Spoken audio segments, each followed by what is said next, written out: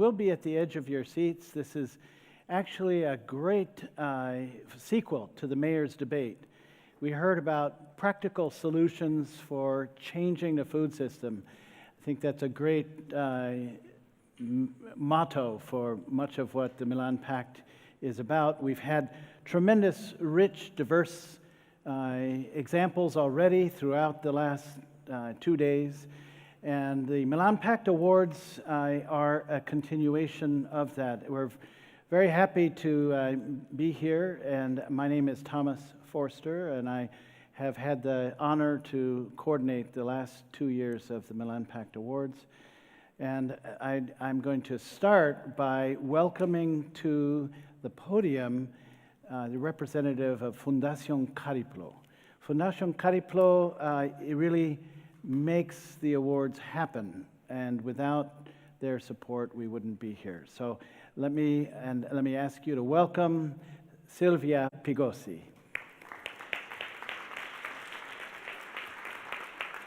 Thank you, Thomas. Thank you, everybody. It's a real pleasure to be here and to open this ceremony. Let me spend a few words about my foundation. Fondazione Cariplo is a grant-making foundation based in Milan in the north of Italy, and we operate in different sectors, including environment, social services, research, and art and culture. We mainly act through supporting local organizations in our region on the basis of the principle of subsidiarity. And since 2014, we have been collaborating with the municipality of Milan in the process of design and then implementation of the local food policy. And we particularly assured that the local stakeholders we were working in our daily work life should be involved in the process, including the third and private sector, the research community, and civil society. And in particular, our support has been directed in the first part of the process to research actions. And we have identified at least 3, and probably research in the room will have plenty of other reasons, but I want to focus on 3 reasons why research is so important when dealing with food policy and the process of designing a food policy. First, research is needed to assure a rigorous evaluation of the local food system. Food systems are complex. Food implies different dimensions, and it's not always easy to connect all these dimensions and have a full picture of the local system. And there it comes the help of researchers and academics, which can help evaluate the local food systems and assure that the food policy addresses relevant needs and priorities and is realistic considering the context. Secondly, research is useful when coming to monitoring the implementation of the policy. And it is important that the food system is evaluated on a continuous basis to this end. Huge efforts are underway to develop indicators and monitoring framework, as the huge effort made by FAO and RUAF you have discussed these days. But we also think that it is important that local research groups, local research institutions work directly and assist day by day the local administration in adapting those frameworks to the local context and assure that the system is evaluated in order to provide evidence of the efficacy of the policy and hopefully inputs for its improvements during the years. And finally, academic experts are useful to analyze how other cities have tackled similar problems, and these examples, as it has been stressed a lot today, are of great inspiration for those cities which are just starting to deal with food issues.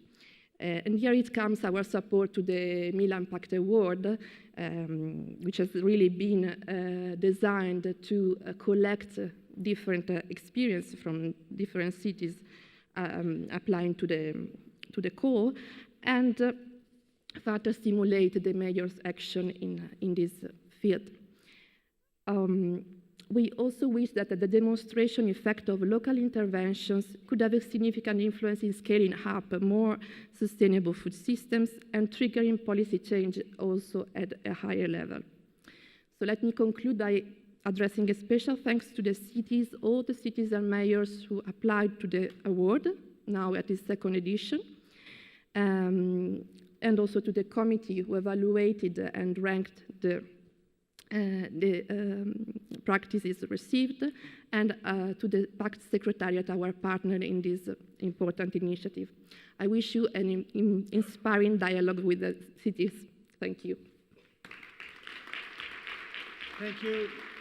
Thank you. Thank you, Silvia. And this wouldn't be possible as much of the work that is going on the issues of food and nutrition without it being a teamwork and without being a team that works together closely. And this is no exception. The Milan Pact Awards is now a 2-year practice team, and the Milan Pact Secretariat in Milan has, for 2 years now, staffed the sort of backroom work, which is really quite time-intensive to put together the submissions for the jury, or the Milan Pact Awards Committee, as we call it. We have half of the committee here. You'll see them shortly in the ceremony. But in order to prepare the submissions for review and to manage the rating system, I want to invite the principal at the Milan Pact Secretariat, my co-master of ceremonies, Cecilie Michel, to come up and to describe the purpose, the process, and the results very quickly to you, so you understand how the Pact Awards works. Thank you, Thomas, for this introduction, and welcome everybody, and thank you for being here today. So before we move to the most exciting part of this ceremony, I would like to briefly recall what are the Milan Pact Awards and their purpose. So first of all, they have been made possible thanks to the precious collaboration with the Fondazione Cariplo. This year we are at our second edition, and they are structured into 6 special mention awards, 1 for each of the category of the Milan Urban Food Policy Pact, and 2 monetary awards. So the purpose or the purposes of the Milan Pact are, from one end, to stimulate, in a way, cities' action on food policy and food practice, and on the other end, to stimulate cities to share their good practices, so to share their knowledge that sometimes maybe remain only at the local level. So this year, the criteria for evaluation were 4. We will talk about them later with the help of the jury, but they were adaptability, innovation, impact, inclusion, and all the awards committee assigned up to 10 points for each of the criteria. Then the sum of these, numbers were multiplied against the adversity coefficient. So at the end, the 2 final overall winners will receive 15,000 euro each, and this sum will be used by the winning city to provide peer-to-peer assistance, to provide peer-to-peer assistance to another Milan Pact city. We will later have the reports by the former winners of the Milan Pact last year, who have been providing this assistance to another cities. So I just named the jury, the evaluation committee, and here you can see from the map from which institution they come from. And I really would like to take this occasion to thank them again. We are very, very grateful for all the hard job, and also, of course, grateful to the MPA coordinator, Thomas Foster, and I would like to clap them, really.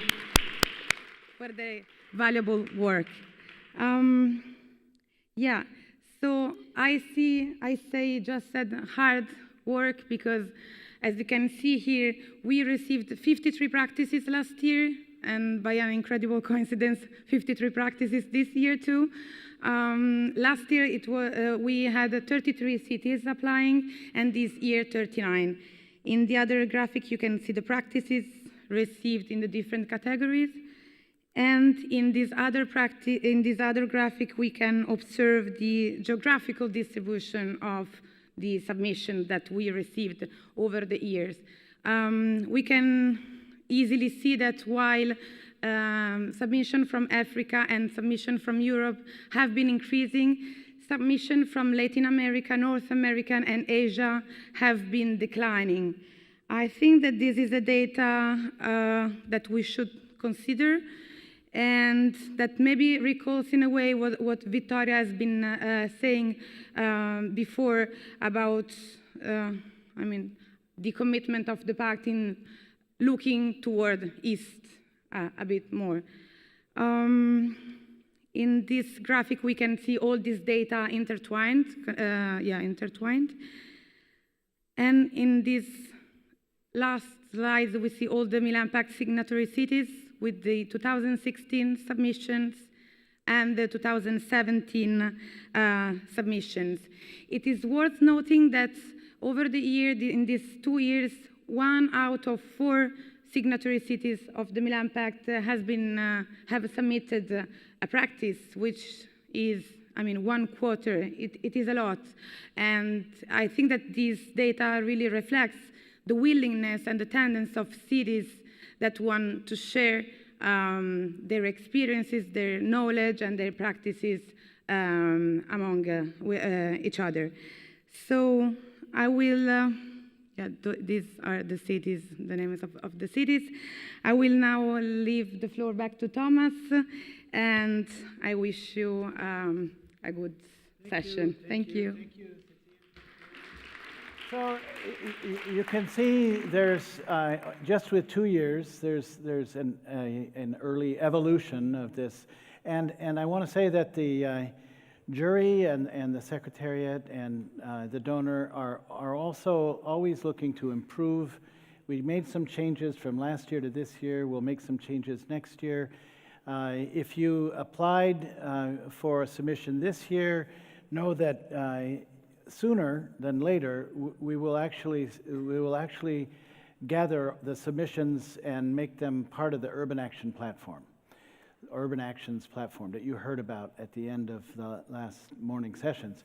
We also are excited in this second year to actually have alumni of the first year, and those highest winning score and challenging environment winners are Mexico City and Baltimore. And at this time, I'd love to invite you both up to the stage and take a seat here. But I'd like to invite Baltimore to join me at the podium, and then to have Mexico City follow Baltimore in making a short presentation on what now you've heard that the whole purpose of this awards program is to stimulate peer-to-peer experience sharing. The Milan Pact Awards winners receive a very simple form to explain their plan of action for how they will use, a $15,000 award doesn't seem like much, but it can actually be leveraged quite a bit, and you'll see just how these two cities have used their awards to great purpose. And I think hopefully this will stimulate other cities to learn from these experiences and think about participating in next year's awards program. So let me start with Holly, and welcome Holly, the Food Policy Director for the City of Baltimore, for the winning practice. Baltimore submitted a practice for governance last year, but won the highest score overall. And so I welcome you and invite you to give us an overview of what you did. It's an honor to be here.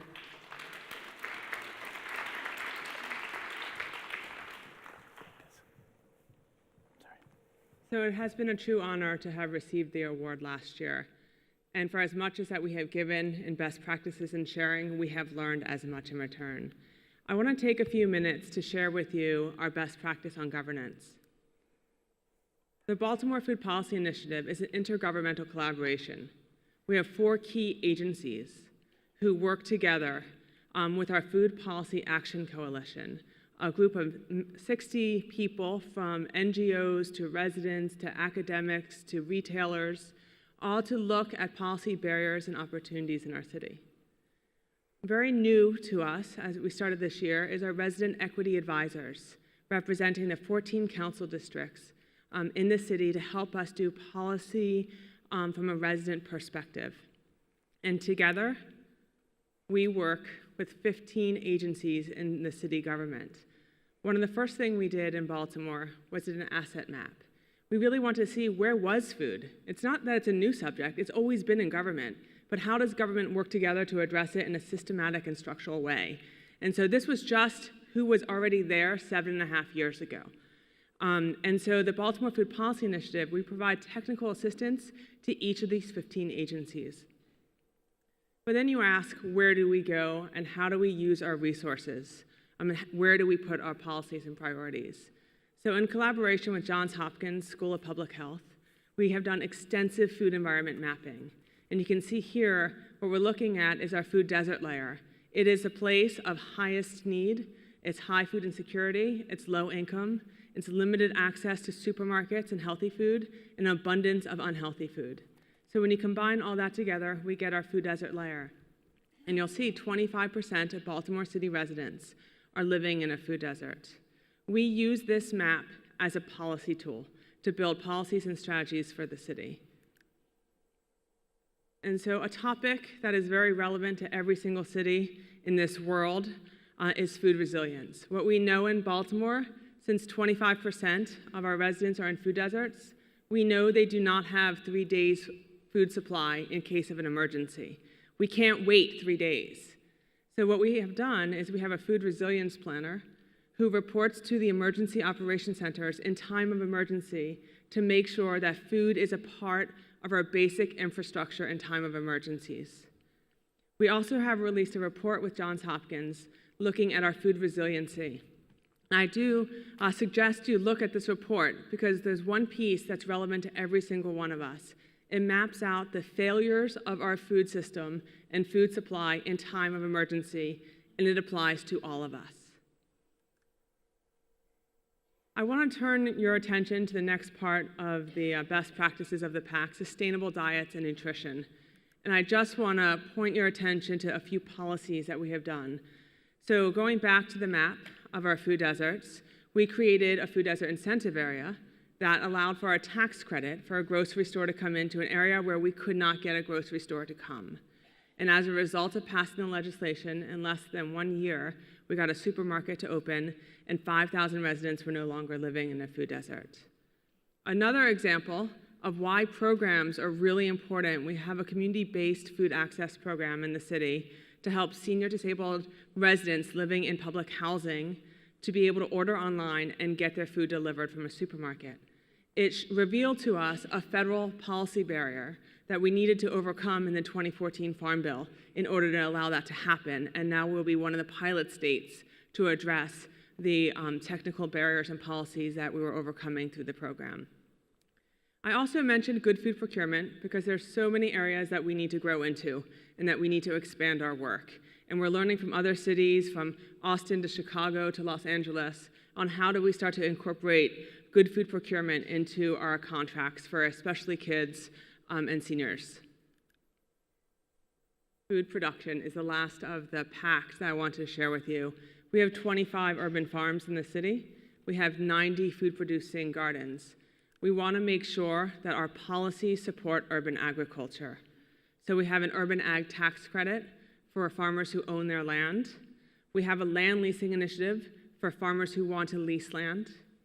We have an urban agricultural plan for a vision of how we want to see our city with urban agriculture. We have updated our animal regs so we can have chickens and bees and rabbits and miniature goats. And we also have updated our building code to allow for an affordable way to have hoop houses in the city. With all that we've done in Baltimore, we can only move forward as we learn from other cities, and other cities learn from us as well. And so we have, in a strong relationship with the United States Conference of the Mayors, in 2012, the Mayor's Food Policy Task Force was established. And the main role of the task force was for mayors to talk to mayors specifically on food issues, not food a part of another big topic, but that topic of itself. And the other purpose of the task force is to really address policies, especially at the federal level. This past meeting of the United States Conference of the Mayor in June in Miami was a big event as it relates to the Milan Urban Food Policy Pact. It was the first time the Milan Urban Food Policy Pact was discussed. It was the theme meeting for the mayors. Mayor Pugh of Baltimore discussed how Baltimore is implementing the Milan Urban Food Policy Pact. You can see Thomas was there, West Sacramento and Madison as well. And we have realized that in order for cities to really be effective and productive in systematically addressing food systems, there needs to be positions in city government focused on food. And we have seen a growing movement of that.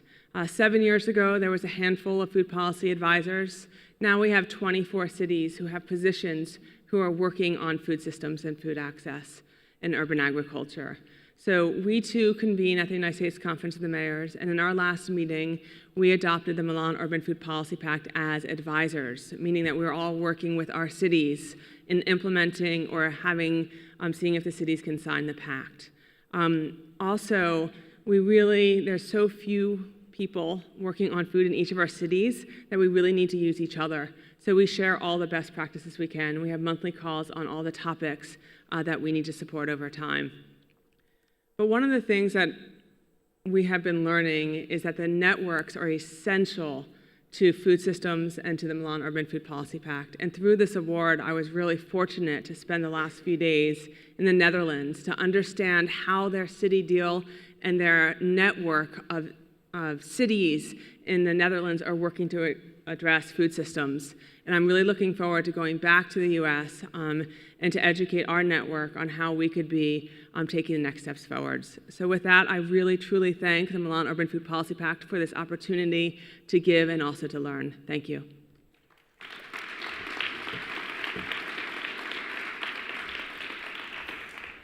Thank you very much, Holly. And we'll have a few minutes for questions. And Holly, you can stay up on stage for that. After we hear from Mexico City, I think you'll get a sense just with these two highest scoring winners from last year. And of course, we had also 6 special mentions, which in the perfect world, we would have presentations from all of last year's. We just don't have the time for that. But I think you'll see the diversity just in these two. And so I'd like to invite the Chief of Staff for the Secretary for Social Development in the city of Mexico City to come up to stage. And thank you so much for being here after your city has been at the center of an earthquake recently. So thank you so much, Stephanie.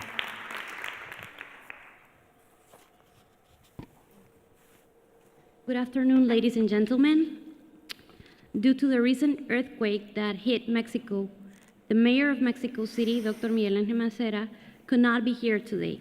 However, he sent you guys a message. Can you please play the video?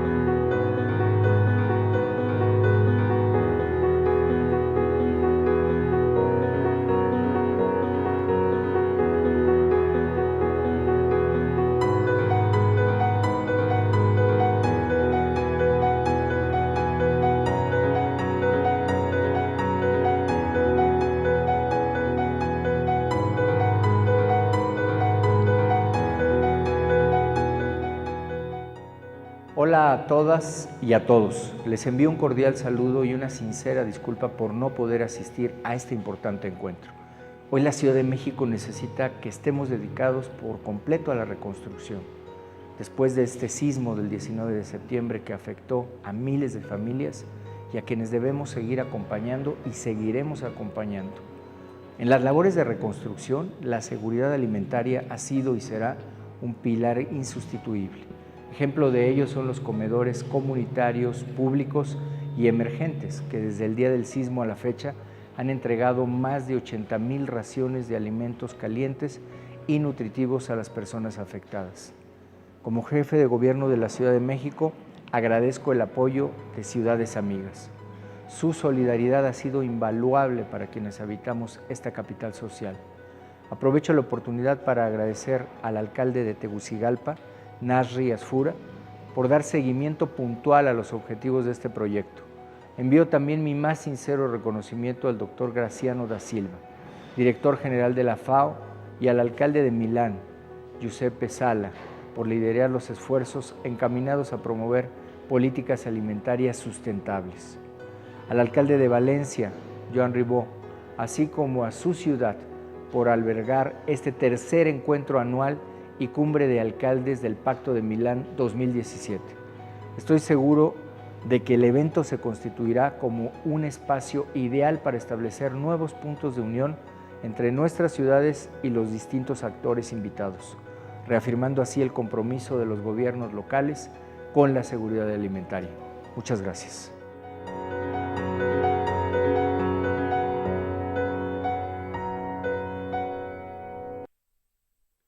Once again, good afternoon. Thank you very much for your hospitality and kindness. We want to thank you to the crew, the staff members, the volunteers who, along with Valencia City, have made this encounter possible. Building in what Mayor Mancera just said, and on behalf of Dr. Jose Ramon Amieva Galvez, the Secretary of Social Development in Mexico City, we reaffirm the commitment to say that the community dining rooms are a pillar of our food policy system. Exactly 1 year ago, Mexico City was awarded the Challenging Environment Award, and boy, has it been challenging. No one could have predicted that a year after, a tragedy would occur, putting into test the solidarity of our people and the efficiency of our social programs. After the devastating earthquake of September 19th, the dining rooms have become a key element not only to guarantee the access to food, but have also proven to be resilient to calamities and natural disasters. Amid the tragedy, the dining rooms provided food for the volunteers, rescuers, and families who were faithfully waiting for a family member to be rescued from the rubble. Parallel to the rescuing labor of the Marines and the Army were the people who run these dining rooms, men and women just like you and me, providing strength, support, and a warm meal for those in need. These extreme situations shake to the core our sense of humanity as global citizens and remind us of the relevance of international cooperation, especially among local governments, in order to strengthen the dialogue and exchange of good practices and experiences. This with the hope that our experiences can help overcome obstacles for others when faced in similar situations. With the monetary prize that was awarded last year, Mexico City decided to work hand in hand with the government of Tegucigalpa, Honduras, to exchange knowledge and provide technical assistance for the children's dining rooms in Tegucigalpa in the context of the Milan Urban Food Policy Pact. The project developed into a fruitful model of South-to-South cooperation in which a scheme for comprehensive food and nutritional education for children was born, based on the operation model of our community dining rooms in Mexico City. One of the core actions of this technical cooperation was the seminar on food, nutrition, and food security that was held in Honduras in August this year. The purpose of the seminar was to promote the exchange of experiences and knowledge and to train the attendants in order to strengthen the design and evaluation of food policy in Tegucigalpa. During the seminar, public servants, professors, and lead investigators, building on what the General Director of Fondazione Cariplo was saying, gave lectures and workshops to the operational staff of the child care centers in Tegucigalpa. In addition, members of the Social Evaluation Council from Mexico City helped to set the basis for the development of a metric system for the monitoring and evaluation of the local food policy in Honduras. A key third party in this South-South cooperation was FAO's representation both in Mexico and Honduras. They were the bridge that connected our will to work together with Tegucigalpa. At this point, we want to acknowledge the valuable support and advisory from FAO during this cooperation process. They supported us by establishing communication with the local authorities of Tegucigalpa, providing us with a more clear diagnosis of the food security context of the city, and facilitating a more transparent and efficient use of the financial resources. Without them, this project would not have been possible. We also want to express our gratitude and recognition towards the Milan Urban Food Policy Pact Secretariat and Fondazione Cariplo for their guidance and constant support in the development of this collaboration. We have worked as a team, and the results are astonishing. The medium and long-term results of this project will be, first, an elaboration of a metric system for monitoring and evaluating the local food policy in Honduras. Second, purchase and delivery of 7 pieces of anthropometric equipment that will provide measurements in terms of human growth and physical condition of children between 3 months and 14 years old in 7 different childcare centers in Tegucigalpa. Third, a memory of the seminar that consists of a report that showcases the work that was done during the event. Fourth, a healthy cookbook for children. It was adapted to the nutritional requirements of Honduran children and to the local gastronomy in Tegucigalpa, and in this particular point, we worked hand in hand with the academic sector. Fifth, Healthy Habits Manual, a short publication for families with recommendations for a healthy lifestyle based upon the requirements of Honduras. This cooperation project was designed under the legal framework of a collaboration agreement that was signed in June 26th by the governments of Mexico City and Tegucigalpa, Honduras. This means that we are building a long-term relationship that will continue to strengthen the food security in the region. The global context demands government to look for sustainable and resilient alternatives for fighting poverty in all its dimensions. Today, it is in our hands that those who suffer from hunger have the opportunity to access adequate and affordable meals and fully exercise their right to food, because global problems demand local actions. It is time to act now, and we are so grateful to have learned from this experience. Thank you for your attention. Thank you, Stephanie.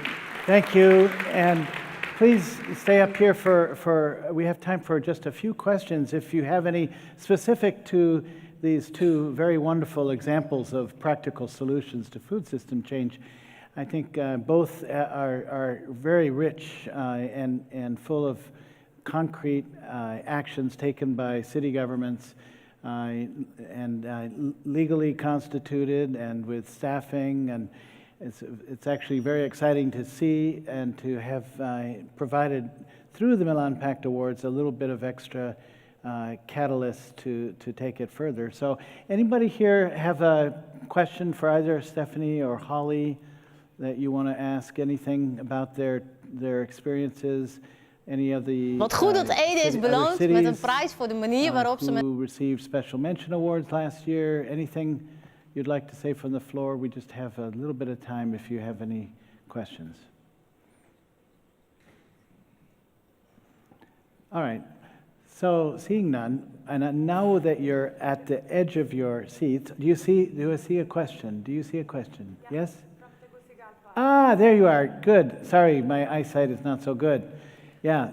Please, Tegucigalpa, come in. Muchas gracias, buenas tardes nuevamente a todos y a todas. Solamente agradecerle al gobierno de la Ciudad de México por este gran aporte para nuestra ciudad de Tegucigalpa. encaminado en lo que se firmó la Carta de Intención y la declaración de la misma, dirigido al intercambio de experiencias y buenas prácticas en materia alimenticia y nutricional. Ejemplo de los comedores de la Ciudad de México, los comedores públicos que hemos visto hoy en este video. Y la finalidad, como decía la amiga de la Ciudad de México, el tema es brindar la asesoría técnica en la política alimentaria nutricional, fortalecer programas y acciones en materia alimenticia y nutricional a cargo de nuestra municipalidad y cumplir con el compromiso de la cooperación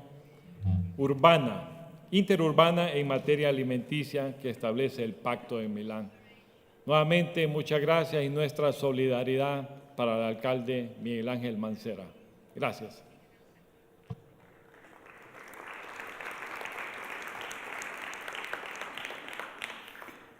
Thank you. Is there anybody else who has a question? Do I see any other? Yes, please, Jess Holliday. You have a question? You want a mic? Need a mic over here? Oh, someone's running a mic to you. Or you can take one at the table there.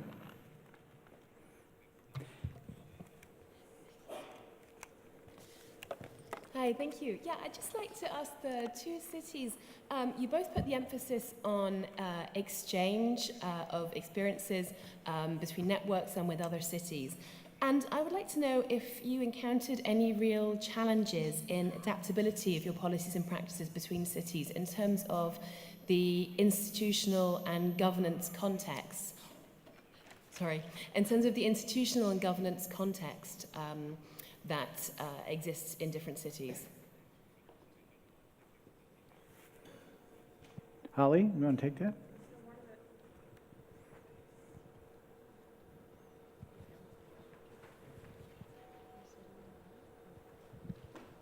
Sorry, technical issues. Okay, is it on? Okay, sorry. So one of the strategies that we've been using is going through the networks. And through the United States Conference of the Mayors, we were working with the cities who already were on their own pathway to addressing food systems. And so we didn't see much resistance because those cities were already on their way. And once that started to build more momentum, so new cities started to join. But I feel like there's so many cities who are trying to work on these issues that we start with those who are willing, then more are willing to join as well. Yes, we did encounter some challenges because the context is different, even though we're neighboring countries. However, we did use an institutional way to connect with our neighboring city, Tegucigalpa, and it was via FAO. Both offices worked very closely, and they were the bridge that connected Mexico City and Tegucigalpa, and it was easier to communicate because we understood the context of the city, we understood their food security panorama, and that way we could tailor-made cooperation for the needs of Honduras.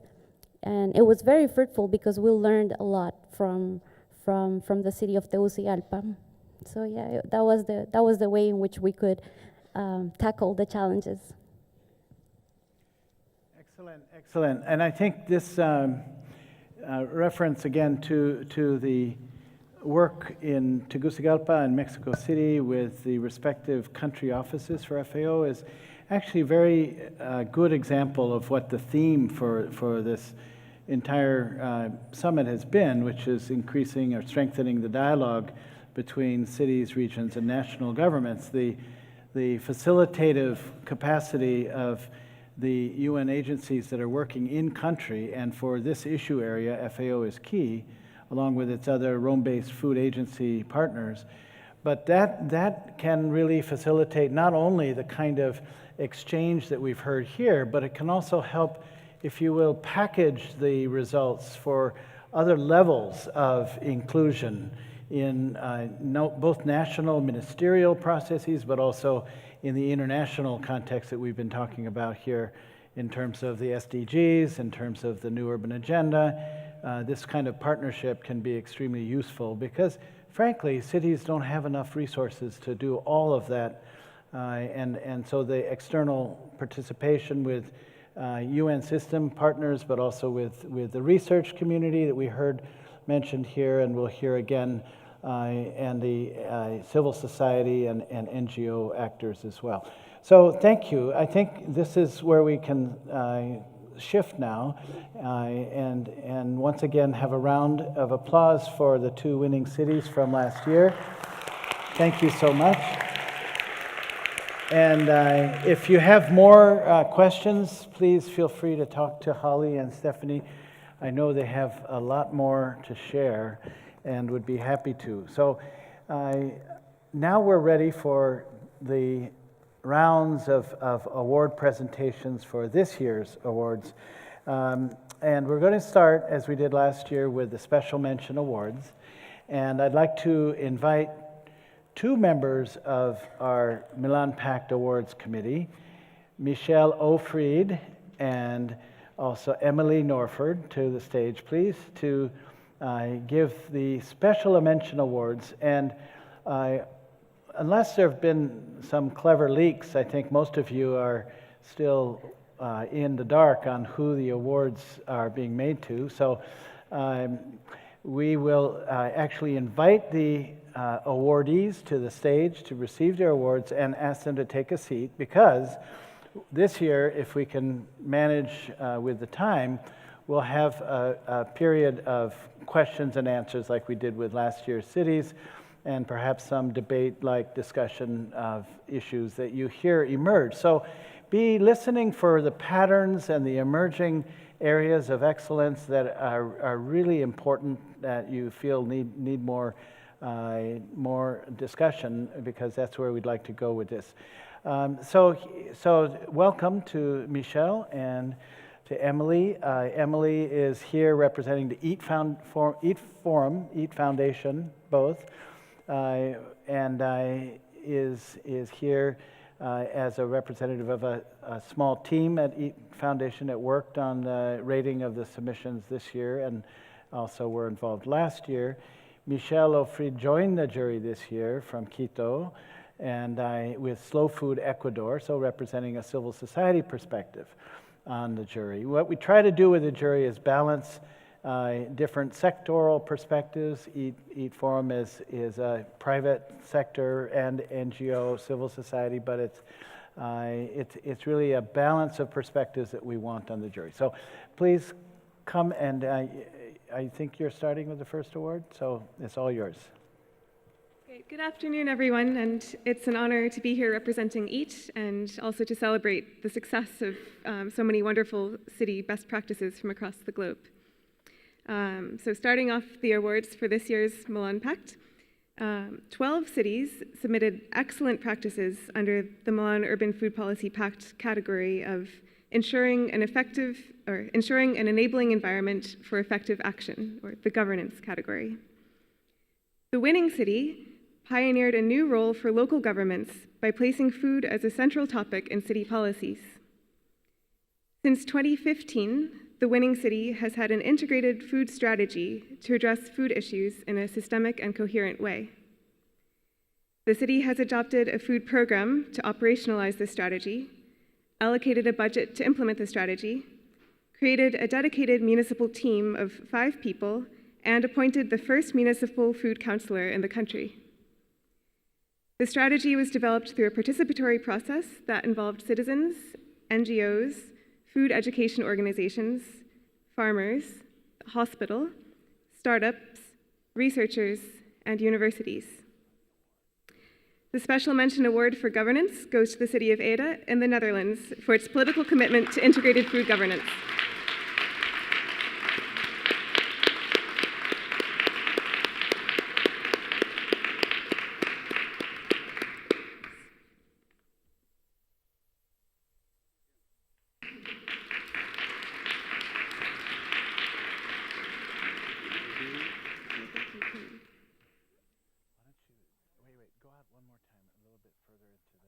In front of the podium, right here, right here. Yeah.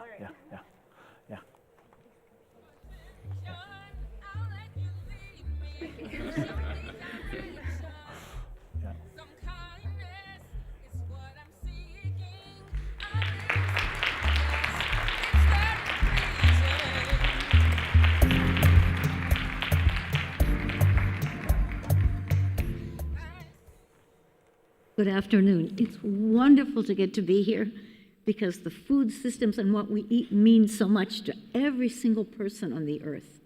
And we can change the earth through the way we eat.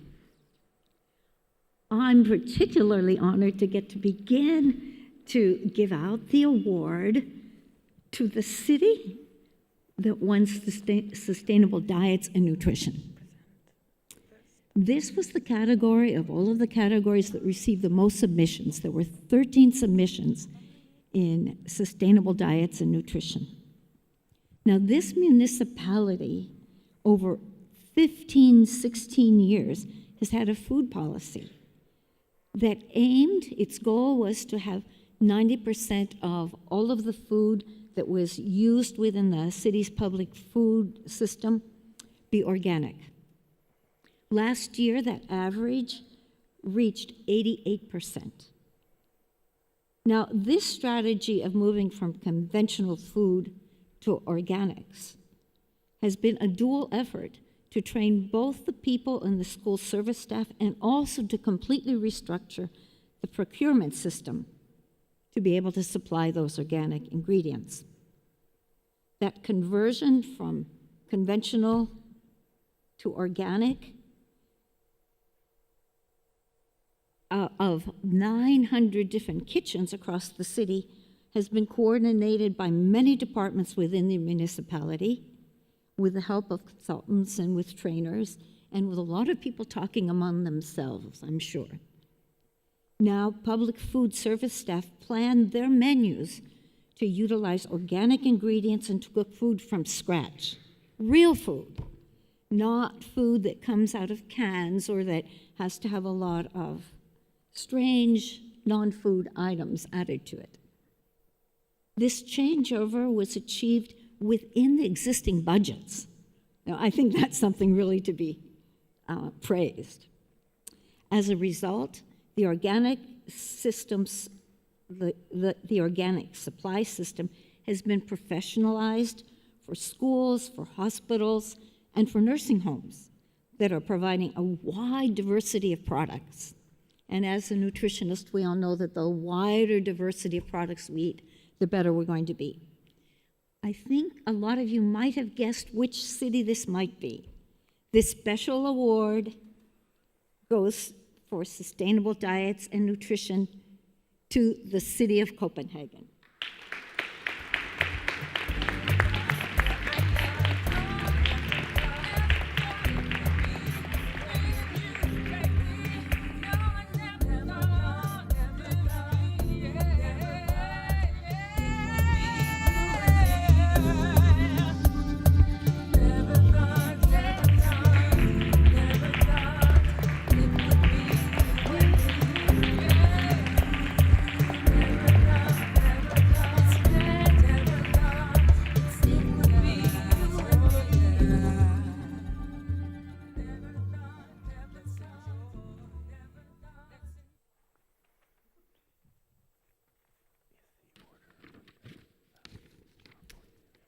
Now, the social and economic equity category received 7 excellent submissions.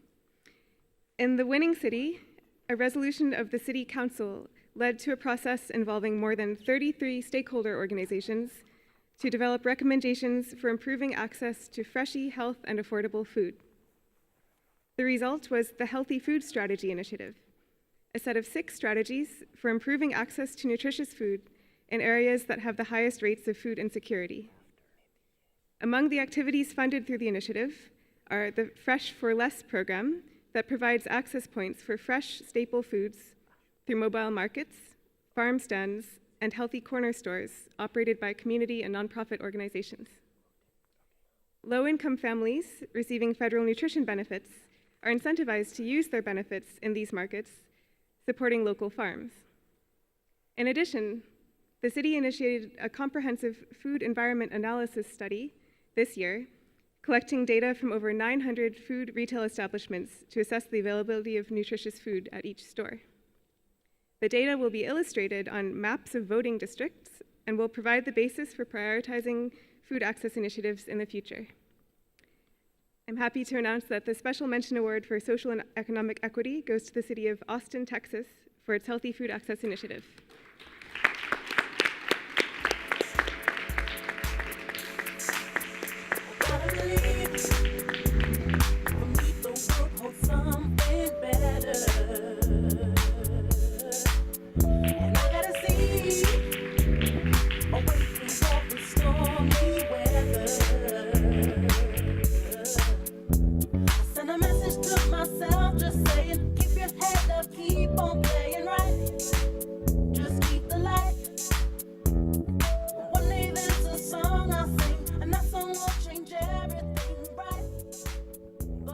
The next category we're looking at is food production.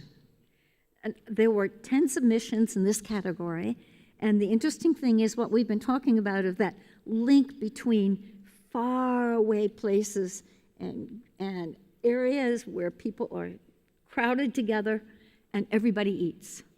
So these food production award, the award, but the 10 applications do that. They make those rural-urban linkages that aren't so far apart. In fact, they're becoming closer and closer. The winning city is going through an unprecedented population increase, which of course is bringing about food insecurity. And they are also having a developing lack of arable land, lack of land that can be used for production. So it's making it very difficult to continue with the traditional styles of agriculture, which required large plots of land. The solution that this city has come up with is to do micro-gardening, where food is cultivated on tables or in almost barrels, I think you could call them, on recycled materials, on a substrate of shells of either peanuts, ground nuts, and on the straw of rice. The project targets people with lower incomes, such as unemployed women, as if women aren't employed in other things, elderly, and disabled. More than 10,000 people, 80% of them of women, have benefited from this new technology, using small amounts of space in urban areas to grow large amounts, particularly of green vegetables, I understand. This micro-garden model is an example of a circular economy, recycling and reusing waste as well. The project can be easily replicated and indeed is being implemented across West Africa. This special mention award for food production goes to the city of Dakar. Sunshine through the rain.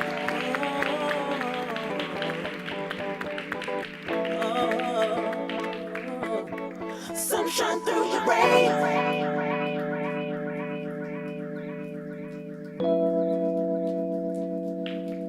Sunshine through the rain.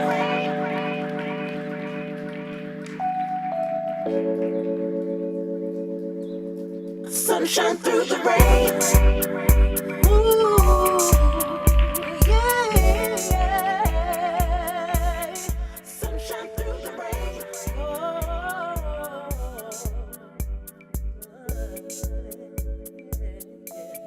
Sunshine through the rain. Sunshine through the rain. Yeah. Sunshine through the rain.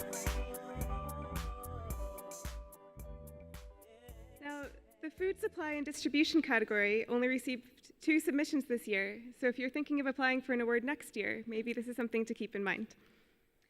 The winning city launched a rural development strategy from 2014 to 2020, setting an ambitious goal of food self-sufficiency. Surrounding the city, there are over 800 farms and the municipality is helping to connect them with urban consumers.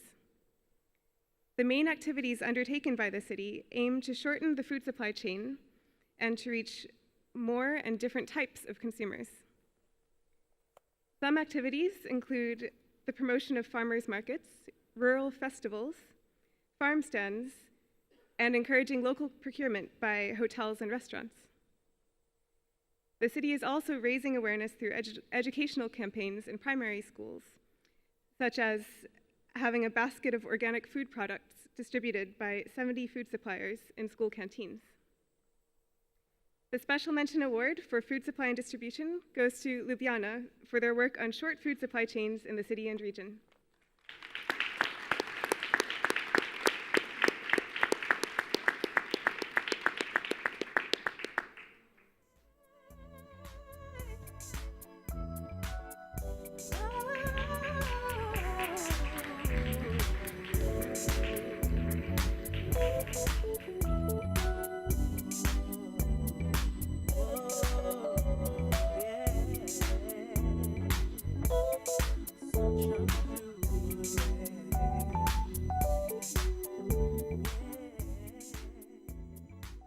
We're ready for our last Special Mention Awards. There were 9 different submissions in the category of food waste. The winning city has developed through a bottoms-up process a set of guidelines to build a sustainable food policy. Curbing food waste in public health organizations is one of the actions highlighted by stakeholders. And truthfully, it's a very unique challenge working through hospitals and healthcare centers to reduce food wastes. Quite often when people are in hospitals or centers where perhaps they don't want to be or they're not feeling very good, they really can waste a lot.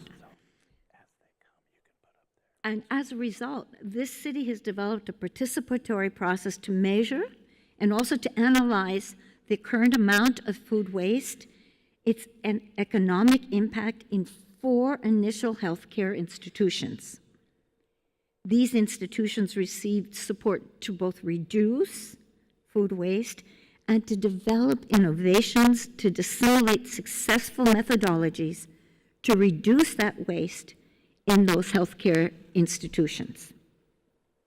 Healthcare institutions are given training to measure the amount of waste, to develop solutions, and to test the solutions with the guidance of experts.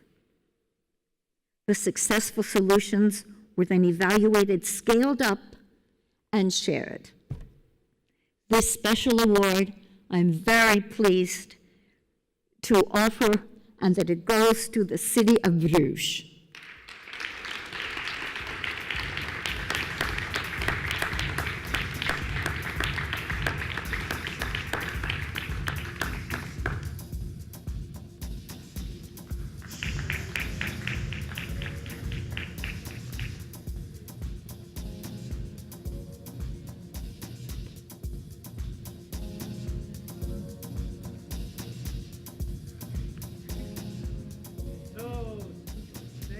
Thank you for presenting the Special Mention Awards, and thank you, Michelle O'Fried and Emily Norford. Thank you. You can take seats down on the floor again. And what I would like to do now is give a few minutes each to our Special Mention Awards to give us a little overview of the work that you've been doing. And I ask you to just make a short transit across this long stage to use the clicker that's right here. And I believe each of you have a short PowerPoint, right? So feel free to, as soon as the PowerPoint is up, the clicker is right in front of you there. Wat goed dat Ede is beloond met een prijs voor de manier waarop ze met het onderwerp voedsel omgaan. Als je weet waar je eten vandaan komt, zorgt dat er ook voor dat je er bewuster mee omgaat. En dat is uiteindelijk goed voor iedereen. Dank jullie wel voor deze prijs. Als Edenaar ben ik natuurlijk ontzettend dankbaar en trots dat we deze mooie prijs in ontvangst hebben mogen nemen. We zijn als Ede enorm veel bezig met voedsel en dat wordt ook steeds meer zichtbaar. Past bij onze lange traditie En als Edese inwoner kan ik dat alleen maar toejuichen. Heel mooi. We leren onze kinderen taal en rekenen en spelling, maar we leren onze kinderen nog veel te weinig over voedsel. In de gemeente Ede hebben we daar wat op gevonden. Ze zijn heel goed bezig om kinderen voedselvaardig te maken. En dat is een ontzettend goed project van Ede. En ik wil u danken voor de prijs.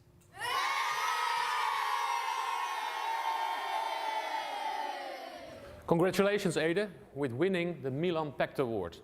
Together with our digital food inspiration magazine and our outdoor festival Food Unplugged, we already worked with you successfully for years. This sign of appreciation is great because it shows that you are on the good way, that we take giant steps to get food on top of the agenda in order to improve the food systems in the world. Thank you very much, keep up the good work, and once again, congratulations. Ede is happy, as you've seen, and I'm happy as a deputy mayor. Food is an essential aspect of our life, but also of a community based on a long tradition formed by farmers, by researchers, and by companies, and by enthusiastic residents. Ede is located in an area called Food Valley, strong in food and agro-food, and we've seen more and more the establishment of knowledge-intensive companies and educational institute in our city. But next to the economic efforts, we have made an integrated food policy, inspiring our citizens to make healthy and sustainable food choices, to tackle overweight, to get away with food waste, all for the benefit of our citizens, for children, for senior citizens, for the athletes at the sports center, for patients in the hospitals, and for refugees in our city. They all benefit from an integrated food policy. Integrating a food policy means more than only economic and social. It means, at this moment it was said, think globally, act local. But if you act local, you have also to act regional, national, and finally global. So we are interacting with all those different levels of government. And besides that, integrated food policy is taking away barriers which are man-made, the barriers between education and health, between education and urban planning, food and urban planning. We've taken away the barriers so that we are aiming and working toward the same goal is a food policy. Finally, I would like to take you a few steps ahead, a few steps to the future. In 2020, we would like to open the World Food Center in Ede, which will be working on the food of the future, addressing global challenges, thinking, experimenting, testing, tasting food of the future. I'm really grateful for the prize, since it gives us a boost about what we're doing. And I thought about what is now essential about food policy, and I hope a lot of cities will follow in the food policies we are all defining, since food policy is about taking our future serious. Thank you.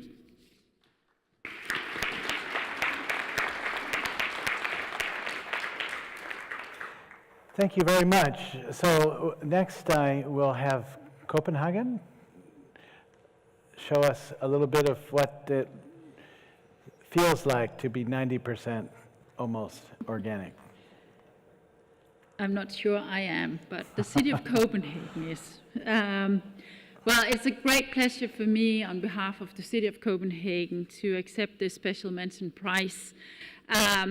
It's a great honor for us, but it's also a fantastic acknowledge of all the work that we've been doing for the last 15, 16 years in the city of Copenhagen. And of course, the goal, 90% organic, has been something that we talked about for many years. And now we actually do not talk that much about it anymore. We're just doing it. And I would just mention a few examples from the everyday life in Copenhagen. Because out in our nurseries and kindergartens, we have people working there in the kitchens. Before, they were just, well, they provided food and that was it. Most of them was just working on their own. didn't have anyone to share ideas with, didn't have a goal on what to do with the food, how to make it. And after we started thinking about how to make it more sustainable, how to make it more organic, how to make it more better for the kids, we could see that a lot of these people, they started making their own networks. They started, provided by us, going to different courses, getting more knowledge about what was best to do. And now when I visit these kitchens, I can hear that these people, they actually take great pride in making the best food they can. And this is not just in the kindergartens, it's also in the schools and out in our elderly homes.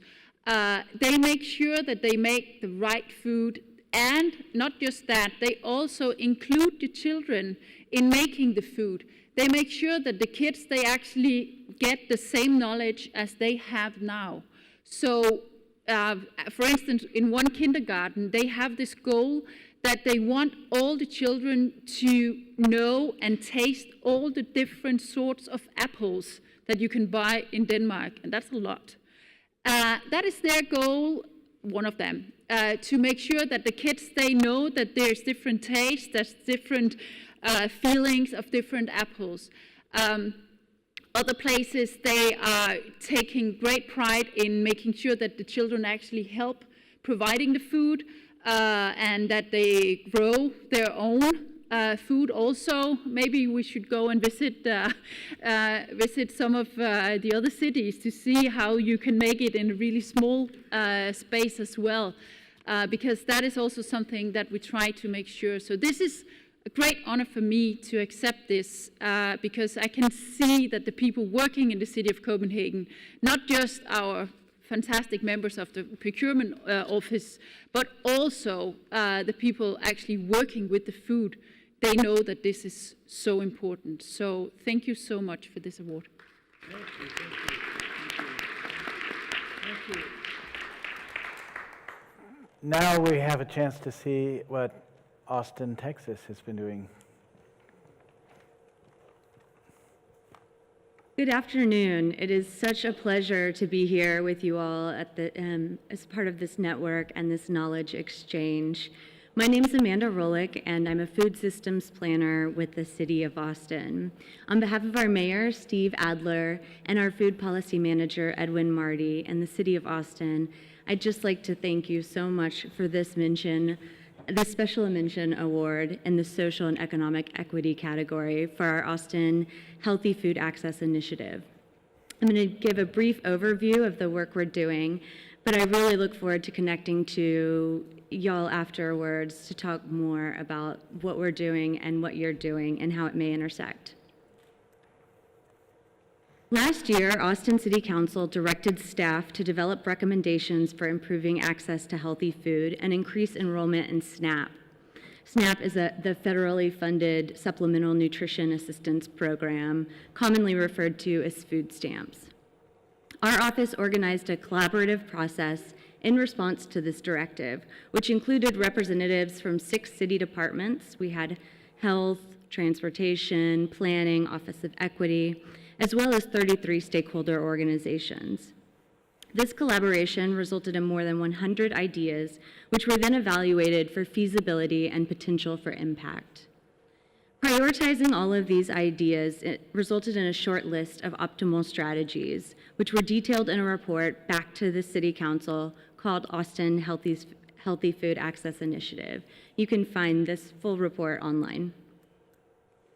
As one of the fastest growing cities in the U.S., Austin is rapidly becoming unaffordable for many.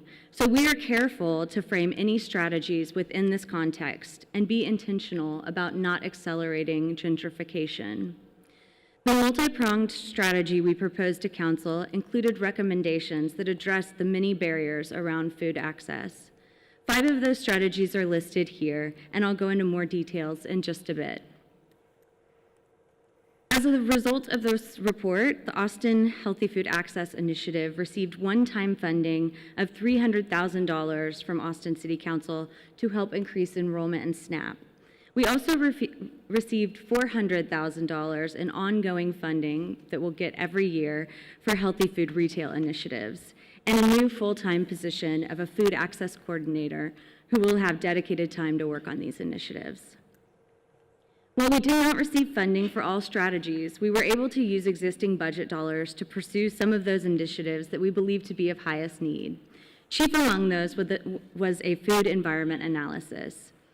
The work involved data collection at over 900 food stores to assess the availability of nutritious food. The data will be depicted on maps and overlaid with information about median household income and vehicle availability. This analysis is modeled closely after a similar project completed by the City of Baltimore in collaboration with Johns Hopkins Center for a Livable Future. And we have Holly and her team to thank in large part for helping guide us through this process. Thank you, Holly. The goal of this work is to provide a more accurate understanding of where residents face the greatest barriers to food access in order to help prioritize future projects, policies, and initiatives.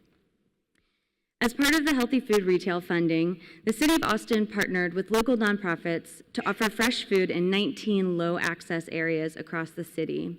This is known as the Fresh for Less program. These markets provide access points for produce and basic staple goods like beans, rice, tomato sauce, olive oil, through mobile markets, farm stands at schools and community centers, and healthy corner stores. We are launching another program that allows customers to use their SNAP benefits to double their purchasing power when buying produce at the grocery store. While a similar program already exists at farmers markets, we wanted to see this incentive expand into traditional grocery stores because we know that's where most people do a lot of their shopping. In Travis County, where Austin is located, 43% of those eligible for SNAP are not enrolled. That's over 100,000 people and over $300 million in lost economic activity from unreceived benefits. As a response to this, we are funding research to develop a comprehensive strategy to reach those people who are eligible but not yet receiving benefits. In many of our conversations with community members, we've heard that transportation constraints make getting healthy food a real challenge. The Safe Routes to Market initiative aims to make trips to healthy food safe for people of all ages and all abilities. We are aligning with other departments and planning efforts to make sure that the data from our food environment analysis informs their work. Recognizing that food alone does not solve food insecurity or ensure that a community eats well, we also need safe streets with complete sidewalks, reliable public transportation, access to healthcare and education, affordable housing, and jobs that pay a living wage. Simple, right? Because food systems are complex and cannot be fixed with a simple single-sided solution, we are encouraged to step out of our silos and coordinate across the city, the region, the country, the world, to ensure that when we talk about any of these issues, housing, transportation, or health, safety, or resiliency, we are also talking about food. And with that, I thank you so much for your time. Thank you, thank you. That's excellent. Wonderful, wonderful to get under the skin of what is going on in each of your cities. And now we're going to hear what's going on with Dakar right now, with the Microgarden Project. Bonsoir, mesdames et messieurs. Je vais vous parler du micro-jardinage dans la municipalité de la ville de Dakar. Dakar est confronté à une croissance exponentielle de sa population, plus de 1,2 million habitants sur 86 km². Et le défi est de nourrir une population qui s'entasse en ville, une population de plus en plus vulnérable et où les zones cultivables sont devenues de plus en plus rares. Et une des solutions alternatives et durables que la ville a trouvées, c'est le micro-jardinage. Grâce au portage national de la ville de Dakar, l'appui financier de la ville de Milan et l'apport technique de la FAO et de ses partenaires, la technologie de micro-jardin est vulgarisée dans toute la ville de Dakar. Qu'est-ce que c'est le micro-jardin? C'est simplement le microjardin constitue un système alternatif d'alimentation durable pour une population confrontée à la pauvreté et à la malnutrition. Les microjardins constituent de petites unités de production simples et peu coûteuses adaptées aux quartiers urbains à forte densité. Le microjardin consiste à faire du maraîchage sur table en milieu urbain vu le manque d'espace. On utilise des matériaux de récupération, comme vous le constatez sur les images, des bois, des palettes de bois, des bouteilles. Et le substrat est composé de balles de riz, de coquelicots d'arachide, du matériau trouvé localement. Même les pneus usagés sont utilisés pour faire du microjardin. Les cibles, les bénéficiaires de cette couche sont pour 80% des femmes, les handicapés, les jeunes, le troisième âge et les enfants de l'école élémentaire. Les impacts de ce projet, nous l'avons vu, les femmes malades du diabète ont pu faire un régime alimentaire et ont senti une évolution sur le plan médical. Les femmes, surtout le troisième âge, qui n'avaient aucune activité physique, ont pu non seulement s'adonner à une activité qui leur permet d'entretenir leur corps et d'empêcher l'oisiveté de les gagner. Les détenus dans les maisons d'arrêt ont pu bénéficier de ce programme-là. Le volet pédagogique chez les enfants, dans l'école élémentaire, le microjardinage a pu les aider à devenir de meilleurs citoyens, en fait de devenir de futurs éco-citoyens. Ça a contribué à leur éducation environnementale, à leur donner une mentalité allant dans le sens de respect de la protection de l'environnement et du respect de l'environnement. Le volet écologique également, les microjardins constituent de véritables poumons verts au niveau de la ville de Dakar, où la végétation manque terriblement. Et donc, le microjardin a pu valoriser les espaces dégradés ou inutilisés. L'impact social, les activités liées au microjardinage ont augmenté la cohésion au niveau des habitants des quartiers et surtout au niveau des femmes. Elles ont pu se réinsérer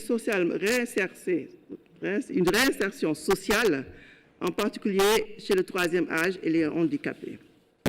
L'impact économique, le microjardin requiert peu d'investissement, car il utilise du matériel recyclé et des produits locaux. Les productions et les rendements obtenus sont 2 fois meilleurs que ceux obtenus avec le maraîchage classique et la production qui n'est pas consommée est vendue à un prix supérieur à celui du marché. Donc, la génération de revenus est réelle. Voilà donc ce que je voulais vous donner comme exemple de microjardin à Dakar. Voilà. Quelques images de... Voilà, je vous remercie. Thank you so much. Now, Luciana, we'd love to hear and see what you've done. Welcome.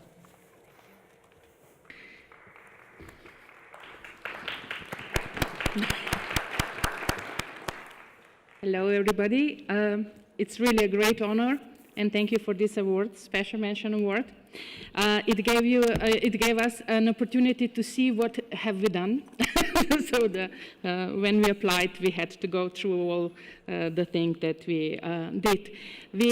Actually, this is one part of the things that we do in the municipality, in the rural development section. Short food supply chains. I always want to put everything in the higher or the broader actually perspective. So it was mentioned we in 2014 accepted the rural development strategy of the city municipality of Ljubljana in the programming period 2014 to 20. This is our second strategy. We started already in 2007. But in this one, we gave the special emphasis on the actually the self-sufficiency, and the first operative goal is actually increasing recognizability of rural areas and creating a comprehensive approach in marketing in rural goods. Municipality of Ljubljana, we are the capital of Slovenia. We have approximately 2/3 of the entire area covered with rural area. We have, as mentioned, over 800 farms that supply approximately 30% of the food that Ljubljana needs at the moment. And if we could use all the funds actually that we have, we would reach up to 50% of the self-sufficiency. So this is our goal in the next programming period. What we actually do? We know that the the production of the food is actually not enough. We tried to promote our farmers, we try to present them to the consumers, and we do that with different approaches in order to reach as many target groups as we can. So the first one is promotion events. We have the festival of the rural festival in the October every year in Ljubljana, in which festival in that time we try to present all those that are producing food in the municipality to the citizens and make them and help them connect. Another one is we are trying to, or we are stimulating farmers to arrange different stores and places on their own farms in order to invite actually consumers to their homes, and we call it the doorsteps sales. We have 4 organized marketplaces in Ljubljana, and we are arranging 17 more so that the local producers that don't want to go to the bigger markets will be able to sell their products also in arranged places. Basket of Ljubljana is actually some sort of standard. That means that people that have this label produce food in the municipality of Ljubljana, and they produce it with the integrated or the ecological way of production. And the short food supply chains, this is something that we do on different levels. One of them is reaching out to those that offer food in restaurants and hotels, and another one is actually working with those that nutritionists and cooks in schools, where we stimulate them to prepare meals that are actually agreeable with children, and also that they use approximately 20% of the whole ingredients that they use come from the local production. Ljubljana approach, how we actually do everything. We managed to create the whole network of different approaches. So the first one is actually the helping the producers, the primary production, and we do that with ensuring them the education, also the financial support so they can develop their own businesses. We create partnerships between suppliers and intermediaries. So we support them logistically, we promote them, we present them to the public. Most important is definitely building a trust. Actually, I'm working on this field of work for 17 years, and I practically know all of my suppliers, or my suppliers, I say my suppliers, but actually farmers in municipality. And when you create a trust, then you can create, and then you can actually listen to them, know what they need, and we are trying to build that sort of trust also between them and the consumers. We are educating youngs, especially in schools and kindergartens, through different workshops, and we still have a lot of people in Ljubljana, they want to have their own garden. So we arranged approximately 700 allotment gardens where people can grow their own vegetable. We educate them, we offer them also the possibility to increase their knowledge, their production, and this is something that we do. And we'll continue doing it. This is a stimulation for us, also the award, so thank you again. Thank you very, very much. We have one more presentation from Bruges. Please come up. This is, I think, the first time I've heard of a municipality that has a rural development section. I'd like to hear more about that. Okay, go ahead, please. Yeah, thank you, Thomas. Well, first, I must say also we're really honored to be here and receive this award. But really, I feel humble to be amongst those great projects for all the other cities, and I think we can learn already a lot from each other. So thank you for the Municipality Pact Awards. It's really great for us for the opportunity. Now, our story started 2 years ago, because in 2015, the city of Bruges facilitated a bottom-up process, and we built up sustainable food policy. And this was within the EU funding Food Smart Cities project for development. Now, this resulted in the establishment of a food lab, and our food lab is actually a platform of local stakeholders. We have about 40 enthusiastic organizations who work together with us around this sustainable food strategy. And they drew up the food guidelines for Bruges. Now, we have 6 priorities in our sustainable food strategy, but among the 2 target guidelines to target food waste, we have the reducing of food waste in public organizations. But at that moment, we didn't realize which public organizations will we tackle on first. Now, I was going to a lot of meetings to promote our sustainable food guidelines, and I always presented this picture. This is about the food waste in the Flanders region, and per year, per citizen, we have about 18 to 26 kilograms of food waste. And you have to visualize this. You have 6,000 garbage trucks among a length of 42 kilometers of roads transporting all these food waste. And when I went to a meeting of Health City of Bruges, board members of the hospitals in Bruges came to me and told me, yeah, that's true what you say about the food waste per citizen, but we also have a problem in our hospitals, and if you ever want to do a project about food waste, please include us. So we're starting to think about, why not health sector? So then we were looking for numbers and figures about food waste in healthcare sector, but in Flanders we didn't find any studies nor actual figures, just an estimated number of 15,000 tons a year, but we had really no idea where it came from exactly. When we went to look to the neighboring countries, and the UK and the Netherlands had tackled this problem before, and they found that 18 until 40% of food waste was in the hospitals and healthcare sector.